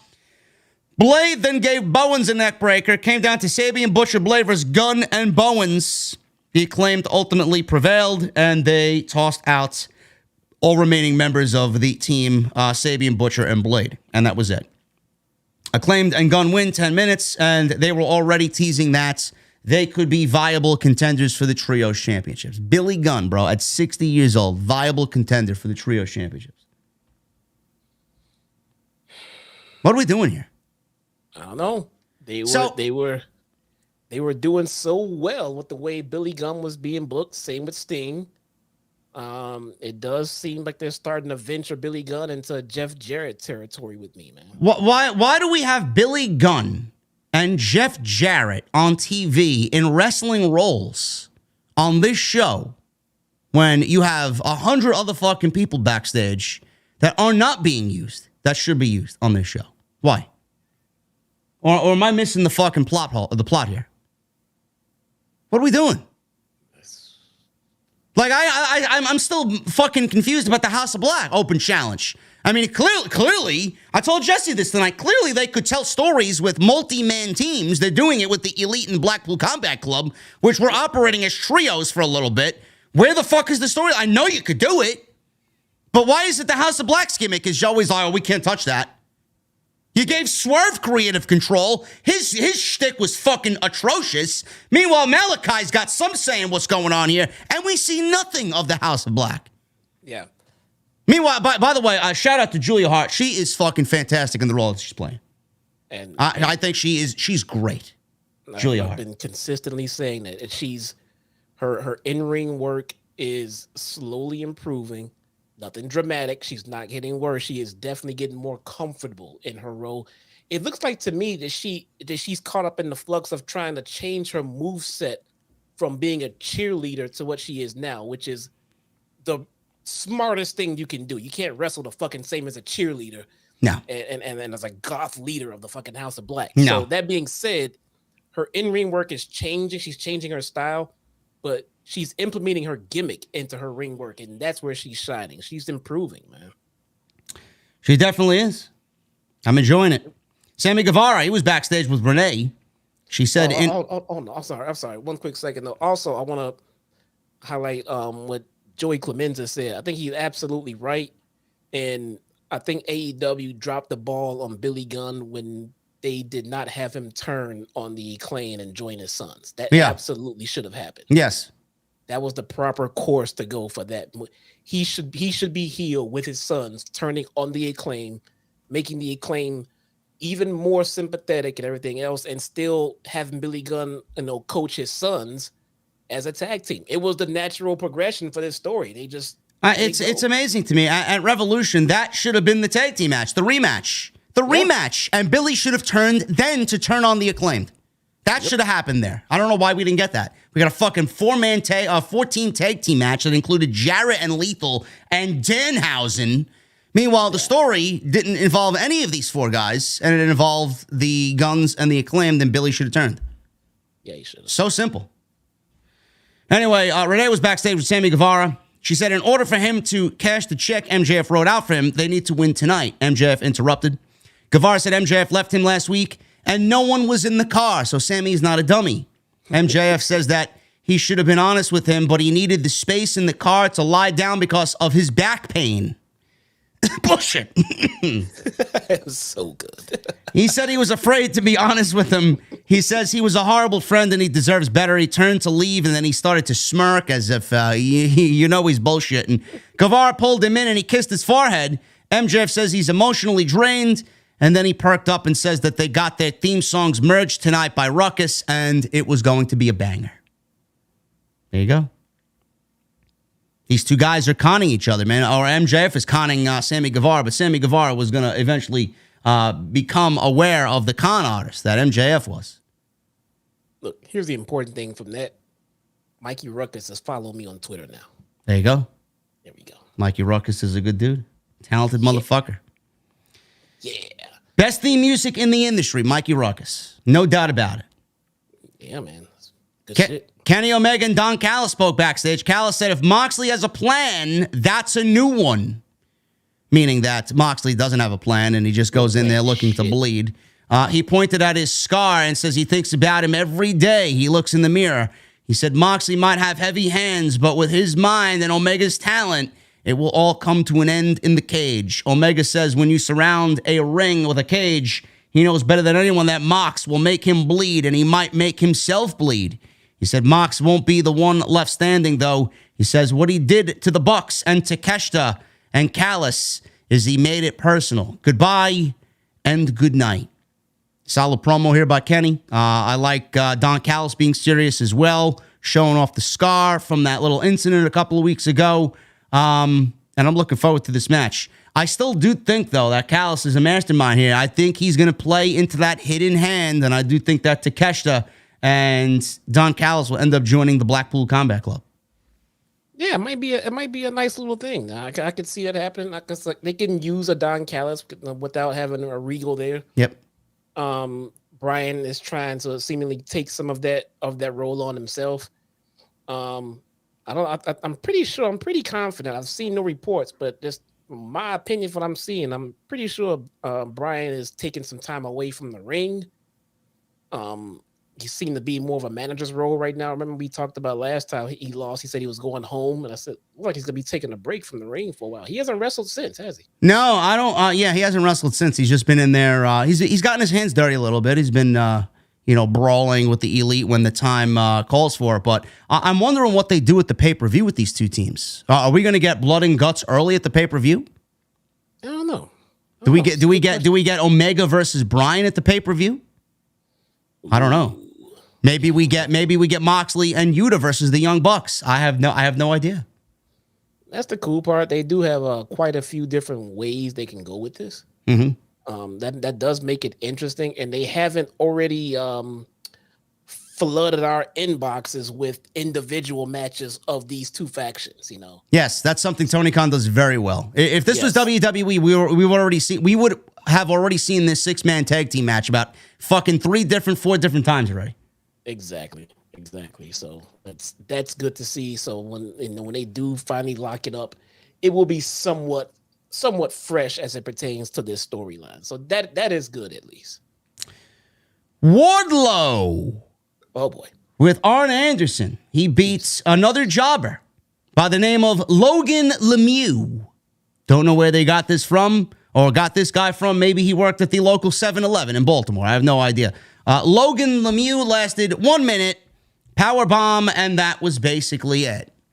So, Jesse, we are back now. This is the second week in a row that we have to be subjected to Wardlow squash matches, as if we don't know Wardlow is capable of a squash match. The new TNT champion, man. Squash matches every week, man. Holy shit, man. What a great... I texted you earlier tonight when Hobbs, won his TNT title. You know, the next time he had a match, what did he get? Squash matches. We'll put this guy in a squash match, pal. I mean, the TNT Championship has never looked as bad as it does now. No. This is the kind of match that you put on Dark. You give us the TNT champion. You give us a fresh face of a local enhancement guy. Give him a fresh entrance. Have him look good. And then have Hobbs beat the shit out of him in less than 5 minutes. Oh, my God. Brian in the chat says Wardlow is becoming the Omos of AEW now. Oh, my goodness. Man, that's not good. Oh, my goodness. Nobody wants to hear that, please. No. I would never say that about Wardlow. Nobody wants to be Omos. You don't want to be compared to Omos. That's not good. Listen, man, Omos may be challenging Roman Reigns for the World Championship. I swear to God, man, I hope I'm right on that because I'm banking on that pretty hard, man. I've listened to all of that, and I'm sitting there. I said nothing in the chat when you said it. I was washing dishes when you said it, and I'm sitting there like, this guy's 100% correct. You know what's coming, man. It doesn't. He's not even on TV until the first week after Backlash, man. Who are they going to put in there against him? He is 100% correct. That is why they took and threw Omos versus Seth just out of the blue and threw it at because they just that was at that moment, that exact moment when they made that match, they decided that it was gonna be Omos and Roman. I'm gonna have to cue that clip up, man. I'm gonna have to save that clip for a rainy day. When that match is announced, I'm gonna be like, yep, I called it. Maybe WWE should pick me up as an administrative coordinator, bro. I mean, look at the logic gaps I'm filling in. We don't even get anything as far as an explanation goes on TV. You know, normally I would have gotten mad at you for putting shit like that out in the universe because it's so ridiculous and don't give them any bad ideas. But this one, like, he's absolutely right. That's exactly what's gonna happen. Bro, do you know what also crossed my mind, man? We may be at Wembley on August 27th. And you may be in the same building as Bill Goldberg. Jesse is going to be in the same building as Bill Goldberg. I pay good. If you see your rubber chicken hit the ring, then you know who threw it. Well, you got to buy an extra. You can't get rid of fucking Clucky. I can't get rid of Clucky. I got to get it. I get one from Issa. She got a whole fucking case of them. Does she? Yeah, she ordered a whole case of rubber chickens. Oh, my goodness. Maybe I got to get a rubber chicken. Maybe we can have a nice little rubber chicken fucking family going on here. The rubber, I was going to change my Twitter picture into a rubber chicken at one point. Nah, I don't want to steal anybody's gimmick, man. They got their own thing over there. Listen, Wardlow, he gets on the microphone. He starts yelling for no reason. Like, he beat this guy. He starts yelling into the microphone for no reason. And he's yelling that he's not done yet. He didn't break a sweat. He told Christian to bring his monster out right now so they could do this right here, right now. He said Luchasaurus wants to jump ahead in line, so he'd issue a TNT Open Challenge for him tonight. So Christian comes out, and he insults the fans and asks the fans in Baltimore to be quiet so he can conduct business. He says he could take the TNT title from Wardlow right now. He says that won't happen, though, especially not in Baltimore. He said the title shot, though, doesn't belong to Luchasaurus. It belongs to me. And that's the way the segment went off the air. So let me get this straight, Jesse. I want to forward, I want to backtrack here before we forward into this potential feud with Wardlow and Christian Cage. The last time we saw Christian Cage in a one-on-one match, bro, correct me if I'm wrong, this guy was being lowered into a fucking ditch, into a grave, and he was buried by Jack, literally, not wrestling terminology-wise, but literally, he was thrown into a grave and buried in a match by Jack Perry. He hasn't wrestled since, and we've seen nothing but vignettes for Luchasaurus, and changes coming, and Luchasaurus is back with a creepy new mask, and he's the dinosaur version of fucking the big red monster Kane. And he comes out tonight, and he says, no, it's not for Luchasaurus. That title match is for me. So, the logic gaps are growing and growing and growing as big as this ditch that Christian was thrown into. So he loses a buried alive match, and then he's the first in line for Wardlow as the TNT #1 contender for the title? Is that what I'm looking at here? I mean, can someone make sense of this for me? I feel like this is somewhat our fault because we've gone out of our way to praise AEW in the way that they've been treating their legends. And I think that they must have heard that and decided to keep on going. Because now we got Christian Cage challenging for the TNT title. We got Jeff Jarrett running fucking roughshod through fucking AEW. Now we got Billy Gunn just going a little bit too far with the Acclaim. Bro, what is going on with the legends in AEW now? Can I also come up with another reason why this is just overly ridiculous? Wardlow's facial expression tonight. He heard this from Christian Cage. Oh, that's not for Luchasaurus. It's for me. I'm getting the TNT title open challenge. Wardlow was standing there like he was in shock and awe. Oh my God. Oh, how could you? How could now? I love Wardlow. I think Wardlow's great. I love Christian and Luchasaurus. I think they're both fantastic. But if Wardlow is that shocked about Christian Cage, bro, why would he show that type of body language and facial expression for Christian? Why would he be upset that Christian's getting the title match? Wouldn't you think he'd be happy that it's Christian and not Luchasaurus? Thank you. Good. I mean, he should be gleaming with fucking joy that it's Christian Cage. He's half the fucking size of Luchasaurus. Well, what are you doing there? Or am I just reading too much into it? Oh no, JD's overly being negative for the sake of being negative. No, I mean, what would you do? My Wardlow reaction would have been, okay, so let's go. All right, great. An easier time for me. Let's go. What you waiting for? But why is Christian the number one contender all of a sudden? And what's with this open challenge? Another open challenge, House of Black got an open challenge. I don't have anything for you creatively. TNT title and trios titles. If he's out there throwing out challenges, what happened to Hobbs? Theoretically, I don't know. All over his shit. What happened to Hobbs? Hobbs didn't lose that title fairly. No. Hobbs should be like, I want my fucking title back. We got some logic gaps to fill in here, man. I don't know. Yes, this is not long-term booking, and it's not very logical. It's very Vince-ish, I will say. Very Bruce Pritchard-esque. Jeff Jarrett, he was on TV tonight again with Satnam Singh and Sanjay Dutt and Jay Lethal. They visited Mark Briscoe and offered to help him with yard work as they were dressed as farmers in overalls, bro.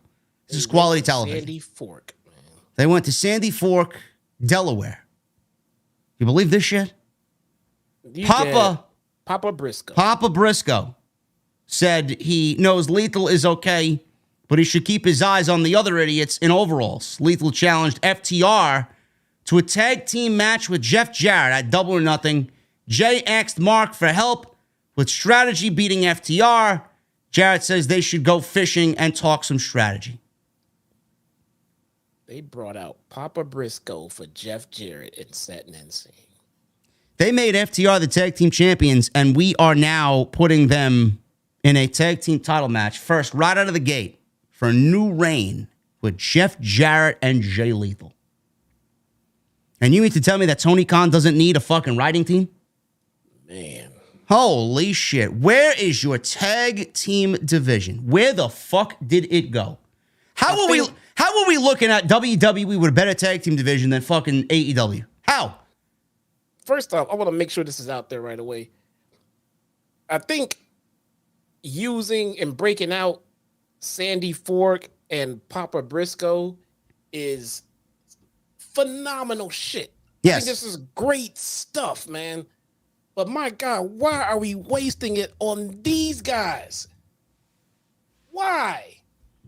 You could have saved this shit for Mark's first fucking heated fucking feud and everything else. Let him get his ass kicked and let him get his fucking just beat down, and he wants to come back strong, and he takes some mofos to fucking Sandy fucking Fork and then do the fucking thing with Papa Brisk.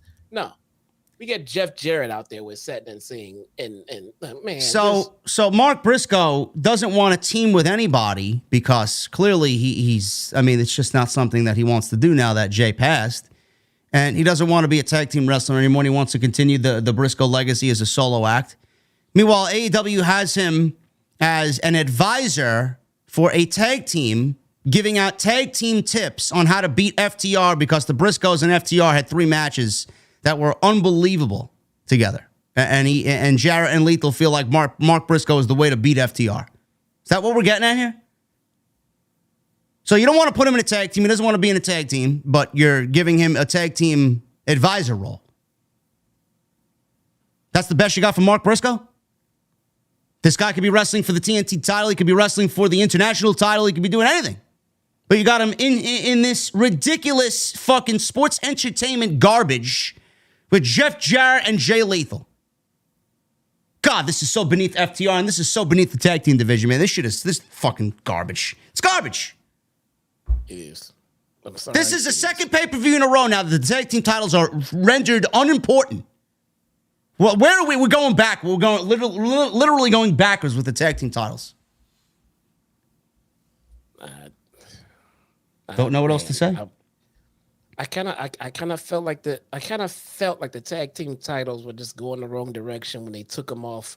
Not when they took them off the Acclaimed, when they took them off the Ass Boys and they didn't go back to the Acclaim. When they took them off and just gave them to FTR, who, I mean, yes, you definitely want FTR as your tag champions, but my God, man, what is the rush? I said this before. Like, what is the rush?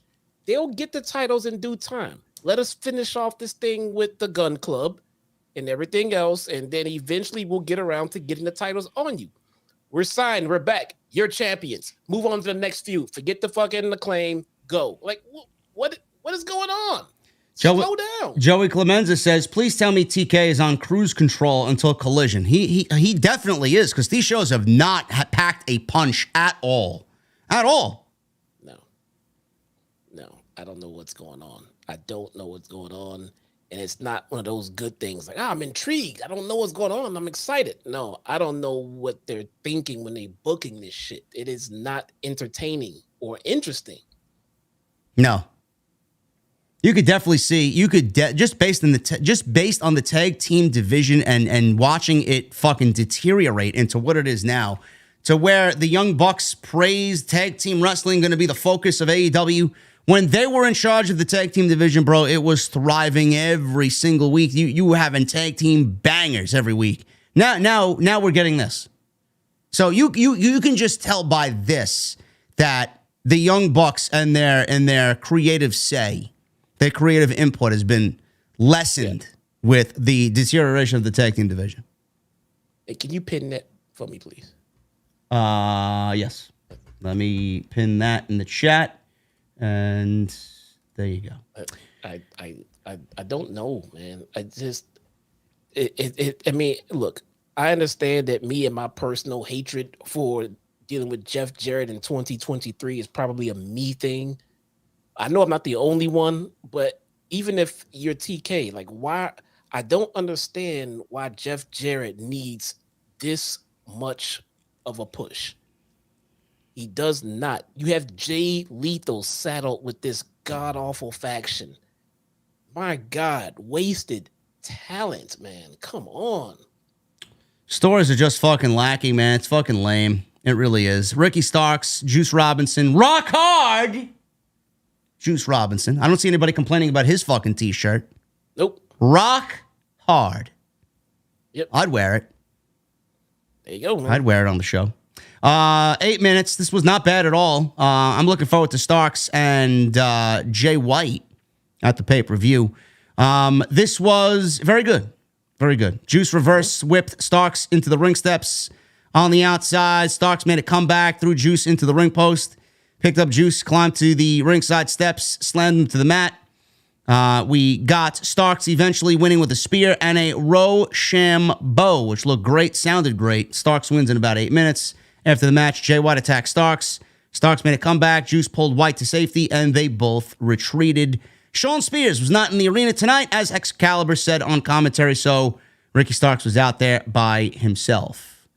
I know it's been 4 weeks. I'm not going to really zing them on Jay White, but no impact on anything in regards to Jay White, bro. Nothing.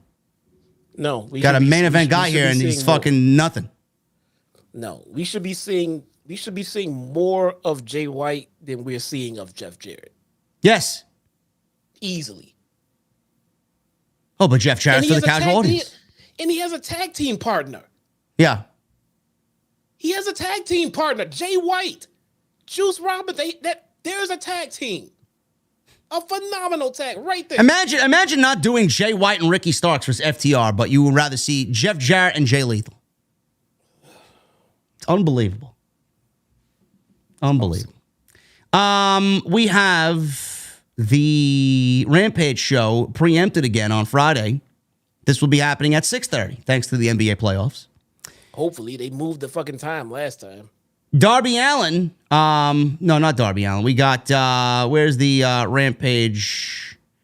Where is the Rampage breakdown here? I think we got, we're getting a firm deletion match on Rampage featuring the Hardys, Hook, and Isaiah Cassidy versus The Firm. Vikingo and the Lucha Brothers versus Will Hobbs, QT Marshall, and Aaron Solo. And then Dynamite, Moxley, Omega, Steel Cage, Orange Cassidy versus Danny Garcia for the TNT title, for the international title, rather, and FTR will be on the show to speak about the injustices on the Briscoe farm. Riddle me this. Creatively, wouldn't it be a good idea to space out the Sandy Fork, Delaware stuff and the Matt Hardy compound stuff? Why would you have these off-site shoots happening pretty much parallel? Why not space that shit out? I don't know. I wish I could delete a lot of shit off this show, man. We're getting Matt Hardy to delete The Firm. That's a good start, though. That seems more interesting than what's going on in Delaware. Yeah. We went backstage for Darby Allin and Jack Perry getting psyched up about their tag team match. Darby left. MJF then snuck in to talk to Jungle Boy, and he said if he cuts the goody two-shoes routine, they can be at the top of the sport, or he can be at the top of the sport. So Guevara has never had more money, fame, or airtime since aligning with him. He said he imagined what he could do for him. He told Perry to betray Darby. He said he loves him like a brother, but he's not world championship material. Says he's offering him a spot next to the throne. Jungle Boy says, I don't want the throne. I want the crown. Darby walked back, wondering what Jungle Boy was talking to MJF about. He looked very suspicious of Jungle Boy, and Jungle Boy offered a fist bump, and Darby says nothing. He wasn't very pleased about what had happened there. So we are still selling the aspect of, can they coexist? Pal! You know, listen. I don't want to say TK is taking a page out of the Vince McMahon book, but TK is taking a page out of the Vince McMahon book. That's where we're pair them up together before the pay-per-view to see if they can coexist, pal. Yeah. So we got this tag team match. This was for all the marbles here. If Jungle Boy and Darby win, then there's a fatal four-way. If MJF and Sammy Guevara win, then there is no fatal four-way, and the main event would be MJF versus Sammy Guevara. So the match itself was fine. It was just, overly predictable. And at the end of this thing, we got the world title match at Double or Nothing official. It is a Pillars four-way. MJF's plan blew up. Sammy turned on him, and the dislike and distrust in Darby and Jungle Boy is also another side story here going into this thing. Very good match. So MJF, towards the end of this thing, didn't see that Jungle Boy made a blind tag. He locked in a snare trap on Guevara, or MJF rather, and Guevara broke it up. MJF and Guevara started a big babyface clap in the middle of the ring, and Sammy Guevara jumped over the top rope with a dive out to the floor, and MJF teased doing one, but he stopped before he reached the ropes, and he basically said, nah, that's not my style, man. So Sammy jumped and MJF did not. So Jungle Boy was sent back inside and spiked by an MJF DDT. Guevara and MJF both tried blind tags to steal the pin from one another, and they started arguing. MJF slapped Guevara in the face, telling him he's got to listen to him. And then he answered back with a super kick to the face, knocked him out. Perry then clocked Guevara with a forearm to the neck. Allen blind tagged himself in. Coffin drop on Sammy Guevara. 1, 2, 3, and that was it. The show ended with the graphic for the Pillars Fatal 4-Way. MJF was furious, and that is the way Dynamite went off the air. So we're getting a 4-Way. That's the match that everybody wanted. It's the match MJF did not want, and it is the best situation here going into the pay-per-view. Very much looking forward to seeing what these four guys do. But we have, how many weeks? We got 3 weeks, maybe 3.5 weeks till we get there. Yeah. What are they going to do in the next 3.5 weeks? I don't know. Seems like they've exhausted a lot of their creative going into this match. So with a match like this, going into a pay-per-view and everything else, and especially one with as predictable as an outcome as this one, it's not, for this match as a fan, as a viewer, it's not going to be about who wins. We know who wins. It's going to be about a couple of things. Who takes the fall and how this person takes the fall, and then what kind of feud can be built coming out of the match to keep everyone that didn't win where they need to be on the card and still interesting and relevant. Yeah, that's the most important thing. That's the tricky part. We know MJF's going to win. Who takes the pinfall here? Who comes out of this, with a storyline to propel them into the next pay-per-view? I know you mentioned Darby turning heel. I can't see him turning heel yet because Sting is having a retirement match this year at some point. So I don't know. Maybe does he turn on Sting though? Maybe.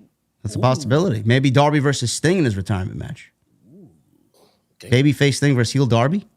Yeah, man. Okay. I don't know, man. Dynamite was very lacking tonight. I mean, it wasn't terrible, but it is nowhere near where they need to be. And for all the people like, I liked it. Oh, it was a good show. I mean, come on, man. You listen to us, you're gonna get the lowdown. You're gonna get the fucking scoop. You're gonna get the whole shebang. If you missed this week, you missed nothing. Honestly, you missed nothing. We never bash AEW. No. We are never critical of AEW. Never. No. Where's Swerve? I don't know where Swerve is. Maybe he's robbing a bank somewhere. He looks like a bank robber. I don't know. I was just wondering if anyone knew where Swerve was. I don't know. Maybe we should ask his cousin who just got hired by AEW. There you go, man. Anyway, guys, thank you very much for joining us on the podcast tonight. We are going to get into the Super Chats. But thank you for a great stream. 758 likes. Continue to hit that thumbs up, guys. I appreciate you showing that support for the podcast. Memberships are open. Get them on in as well. Follow me on social media at JD from NY206, Twitter, Instagram, TikTok, and Cameo. Hit that subscribe button down below.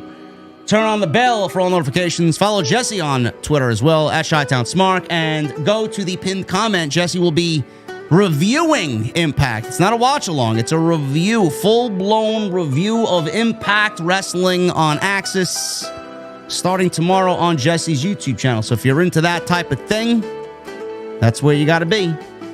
Yes, very big. I'm making some changes to everything, guys. I'm coming up with a whole new look for tomorrow. It's gonna be a pretty big adventure for me, man. I'm kind of excited about it. I have my expectations for Impact in the bubble where it should be. Okay, I'm not walking in there expecting greatness. I'm expecting what they're gonna give me. Yeah. All right. And then I'm going to give my honest opinion of it on what they can improve. I'm not going to go into Impact and say, well, they need some pyro. They need bigger venues. I know what I'm getting. I'm going to break down what they're giving us and what I think about it. Pretty big. So I see I've already got about 15 new subscribers just tonight alone. I see you guys. Thank you so much. Join me tomorrow. There you go. We're going to start off with Joseph Taylor with a $12 super chat. JD Jesse, two things: your top 3 Sami Zayn matches and top 3 Kevin Owens matches. Right against each other.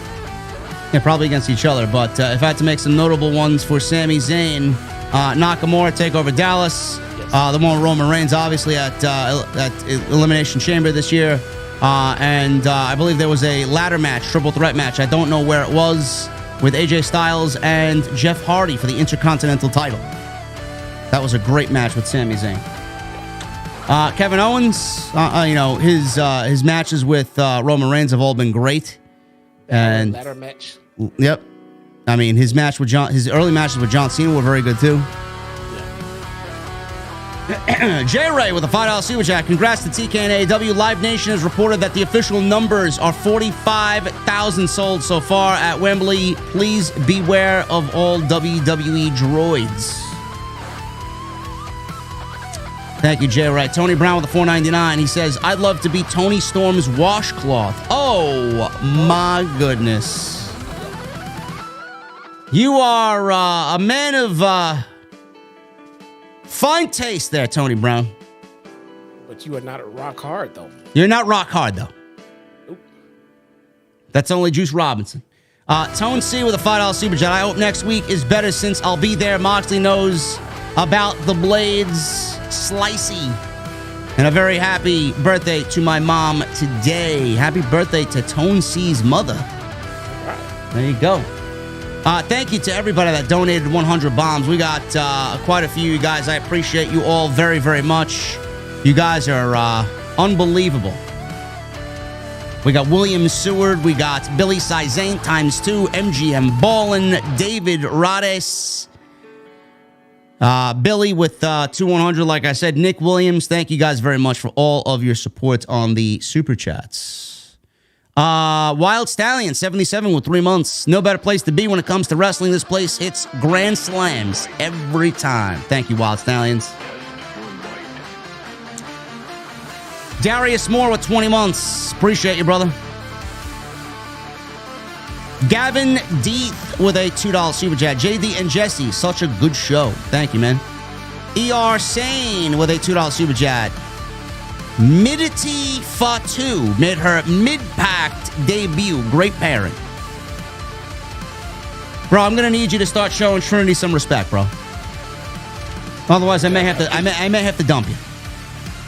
So let me help explain to you guys. Well, for those who say, "Oh, well, Trinity wasn't all of that. Well, she wasn't this, and she wasn't." Let me explain something to you guys, dude. Trinity worked for the absolute biggest wrestling company on the planet. And this company treats their employees like complete shit off the premise of, well, where are you gonna go? Where are you gonna go? They can even say that now. Where are you gonna go? AEW? They're overstaffed. They're overpacked. Where are you gonna go? She took it upon herself to take a chance on herself. And the only way that this can be successful, and the only way that other of our favorite wrestlers will have the confidence to step outside the WWE bubble and give themselves a chance, is if fans like us support what they do. So it's very, very, very. That's why you saw people like CM Punk backstage at Impact. Now, have your opinions of whatever you want. The guy has name value, and whatever he does, when CM Punk takes a shit, it is front headline news on tomorrow morning's news shows. So when he shows up on Impact to support Trinity, that is huge. It is huge for others who are thinking about it to be able to say, well, the fans will support. Other wrestlers will support. So I think I'm going to go do it. So that's what we want. There you go. Stu Sexton with 38 months. Thank you, bro. That's a lot of months. Looking forward to the next few months of AEW. The summer of wrestling is going to be incredible. Keep up the hard work, guys. OTS for life. Thank you, Stu Sexton. J Ray with a $5 super chat. The narrative that the WWE is only allowed to sell that many tickets has already been crushed. No Punk yet, not one match made, and still almost 50,000. Yeah. And like I said to somebody on Twitter today, you don't think that man has a fucking plan about what he wants to do with that show? He is going to deliver the absolute fucking best show ever. Whether it's a surprise or two, you're going to see, you think Forbidden Door is going to be great. Wait till you see what this guy does in front of fucking 70, 80,000 people for their show at Wembley. No Goldberg. No, well, I don't know about that, but Jacob Donnelly with a $5 super chat. Jesse in Wembley means he'll get to see a Goldberg match live and in person. Yes, Jacob. He's very excited. He is very, very excited. I can tell you that right now. J Ray with three $5 super chats. I told people to stop underestimating the UK fan base. The wrestling market is hot as fish grease over there. I stand by my prediction, 60 to 75K tops. They're going to do it, bro. I'm not going to be surprised whatsoever. Cody versus Reigns at WrestleMania 39 was part 1. SummerSlam in Detroit will be part 2, and the trifecta will end at WrestleMania 40 with Cody over Reigns. That will end the story. Are people going to care at that point? Are they going to be fatigued by Roman's title reign? Is Cody going to be still over as much as he is now? I don't know. All these questions are legit. No worries. WWE is great at booking babyfaces. Yes. Yes. Everybody's so fucking confident. When was the last true babyface champion that WWE really put stock into? Nobody. Nobody has an answer? John Cena, maybe? Sort of like Roman Reigns, but... Nah. The script keeper, I'm sorry, J-Ray with the last $5 super chat. Jesse reviewing Impact is hilarious. He needs to focus on his taco recipes for Goldberg once he arrives in AEW. The script keeper with a $5 super chat. Jesse, did you say you're doing Impact post shows or watch alongs? Post show, I'm there. It's going to be a post show, script keeper. It's going to be a legit review. Legit review, post show live, guys. Basic with a $4.99. I watched Jesse's Impact review. Well, you got the chance to do that tomorrow. Appreciate it. Tony Brown with a $1.99. Jesse, I watched the booty meat on Impact. Man. Bro. Tony Brown will be there. I'm sure Tony Brown is in heaven in Impact. Tony Brown will be there. Hey. Omega Con with 15 months. I'm in and out running errands. Dynamite #1 show of the week. Jesse rocks. JD, congrats on the CNBC interview. I pray I can go to London to meet you. OTS forever. Omega Con, thank you, brother. The CNBC thing was very surprising to me, but it was a phone interview that I conducted. I will not be on TV. People said I was going to be on TV. I'm not going to be on TV, though I wish one day. An official public congratulations. Thank you. It was a very good interview. I was as professional can be. I consulted with Jesse beforehand. I consulted with my management team beforehand. Everything that we said about Vince McMahon and the lies and the bullshit was all said in the 20 minutes that I had, and it was done in the most professional way possible. And that will be either, I don't know if it's going to be written or if it's going to be like a video format. I don't know what's going to happen there, but soon, because they reached out to me yesterday, so it's coming. But thank you guys very much. This is huge, especially from the network, the very network that hosted Vince McMahon out there spewing all of this bullshit about his return. Yep. Shout out to CSNBC for following through and following up on that with an opinion from our side of the fence and not the corporate, this is all great side. Let's hear from what a majority of the fans are thinking. I think JD's going to represent us very well. Yeah. Omega Kong, thank you, brother. Hopefully you could be in London as well if we are indeed out there. Francis Loop with a $7 super chat. First match announced for All In is a 30-man, 15 AEW, 15 Ring of Honor Battle Royal. Dark Elevation was nothing but the prior Dynamite's pre-show. I don't want any Battle Royals at this fucking show, bro. Keep that shit off the show. And Ring of Honor titles need to be belts for Collision. No, there's no Ring of Honor representation on AEW television. I don't know where you're coming from with this nonsense, bro. Keep that shit off my television. Hollywood guy with a $5 super chat. The TNT title is more like the 24/7 7-Eleven title. Yes. Indeed. I hope AEW signs our truth. I hope they get Ron Killings and give him the fucking TNT title. That would be great. That'd be hilarious. I would love it. Jonathan Masters with a $5 super chat. JD and Jesse, just want to let y'all know I am spending the first moments of my 25th birthday with the OTS family. I wish you both nothing but the best and cold beverages. Jonathan, happy 25 to you, brother. Thank you so very much for hanging out with us tonight inside the OTS venue. Congratulations on the lower car insurance. Go buy a sports car. There you go. There you go. Yeah, by the way, bro, the Mustang Dark Horse has just hit Ford, and you can build your own. I'm already looking. I said sports car. I hope you're not mentioning your fucking car. Okay, I'm already looking. I'm already looking into it. It's a cool $70K, bro. Woo. Where am I getting this money, bro? Listen, guys, you're gonna have to donate more 100 bombs. I'm telling you, bro. And I may have to change the intro, man. We may have to get rid of the fucking gunmetal one, the gunmetal Mustang, and it'll be the Dark Horse.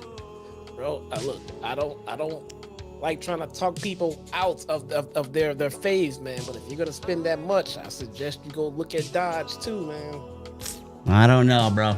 I suggest you go look at a Hellcat, man. I'll look at it. I'm just saying. I'll look at it.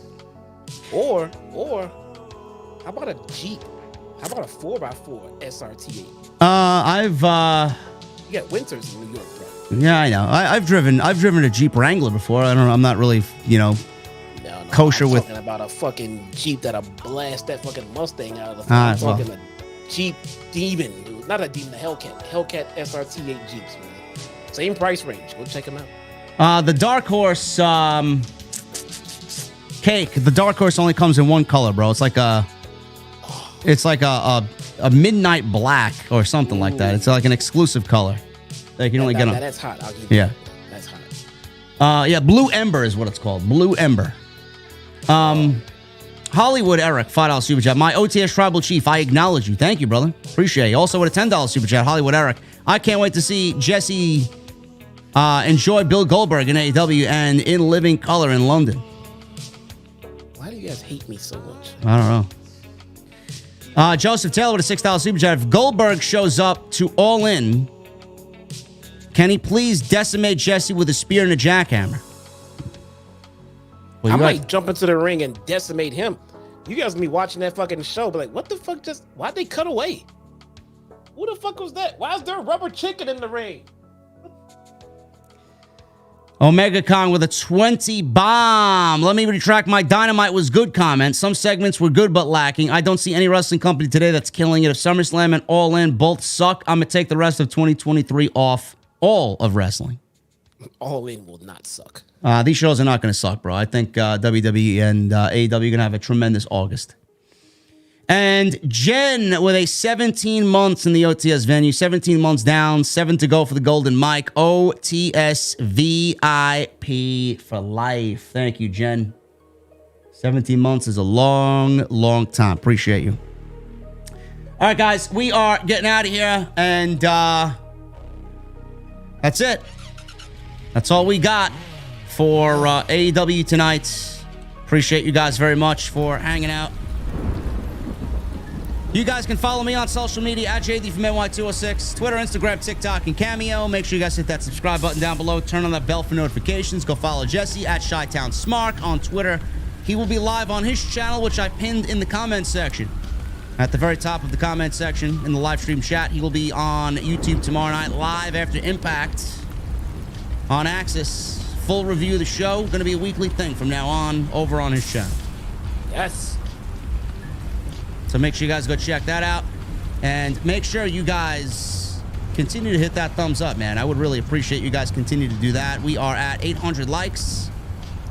Let's try for 1,000 likes right here on the podcast before we get out of here. Thank you guys for the tremendous super chat love tonight. Over 700 in super chat. You guys are fucking animals, man. Savage animals. Memberships are open. Get them on in. We'll hang out at the venue with all the new members again on Friday, I believe. Or I may be live tomorrow. I don't know. I may be live at 5 p.m. tomorrow, depending on what's going on. I may actually push that back till Saturday. I'll let you guys know on Twitter tomorrow. But we will figure that out. But Friday's the next review. SmackDown. And that is the go-home show for Backlash, which also I will be live for. I can't do a Saturday. Saturday's Backlash. Never mind. I'm going to have to be live tomorrow. It's fucking Saturday pay-per-views, man. Throwing everything off. Yeah. So, yeah, we got a loaded week. Loaded week. I should have some extras up as well, so keep an eye on the channel. Lots of shit coming. But I want to thank you guys for joining us tonight on the podcast. Please go check out all the other videos that you might have missed, man. I've been uploading the shorts, or the extras, I should say, shorter form content. It's all on the channel. Go check all that stuff out. Tremendous stuff. I'm enjoying them.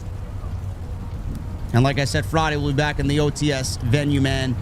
Let me see those ace emojis before I get the fuck out of here, man. I love you guys. Thank you for the support tonight, and I will see you live tomorrow afternoon right here on Off the Script for episode 476. I'll see you guys later.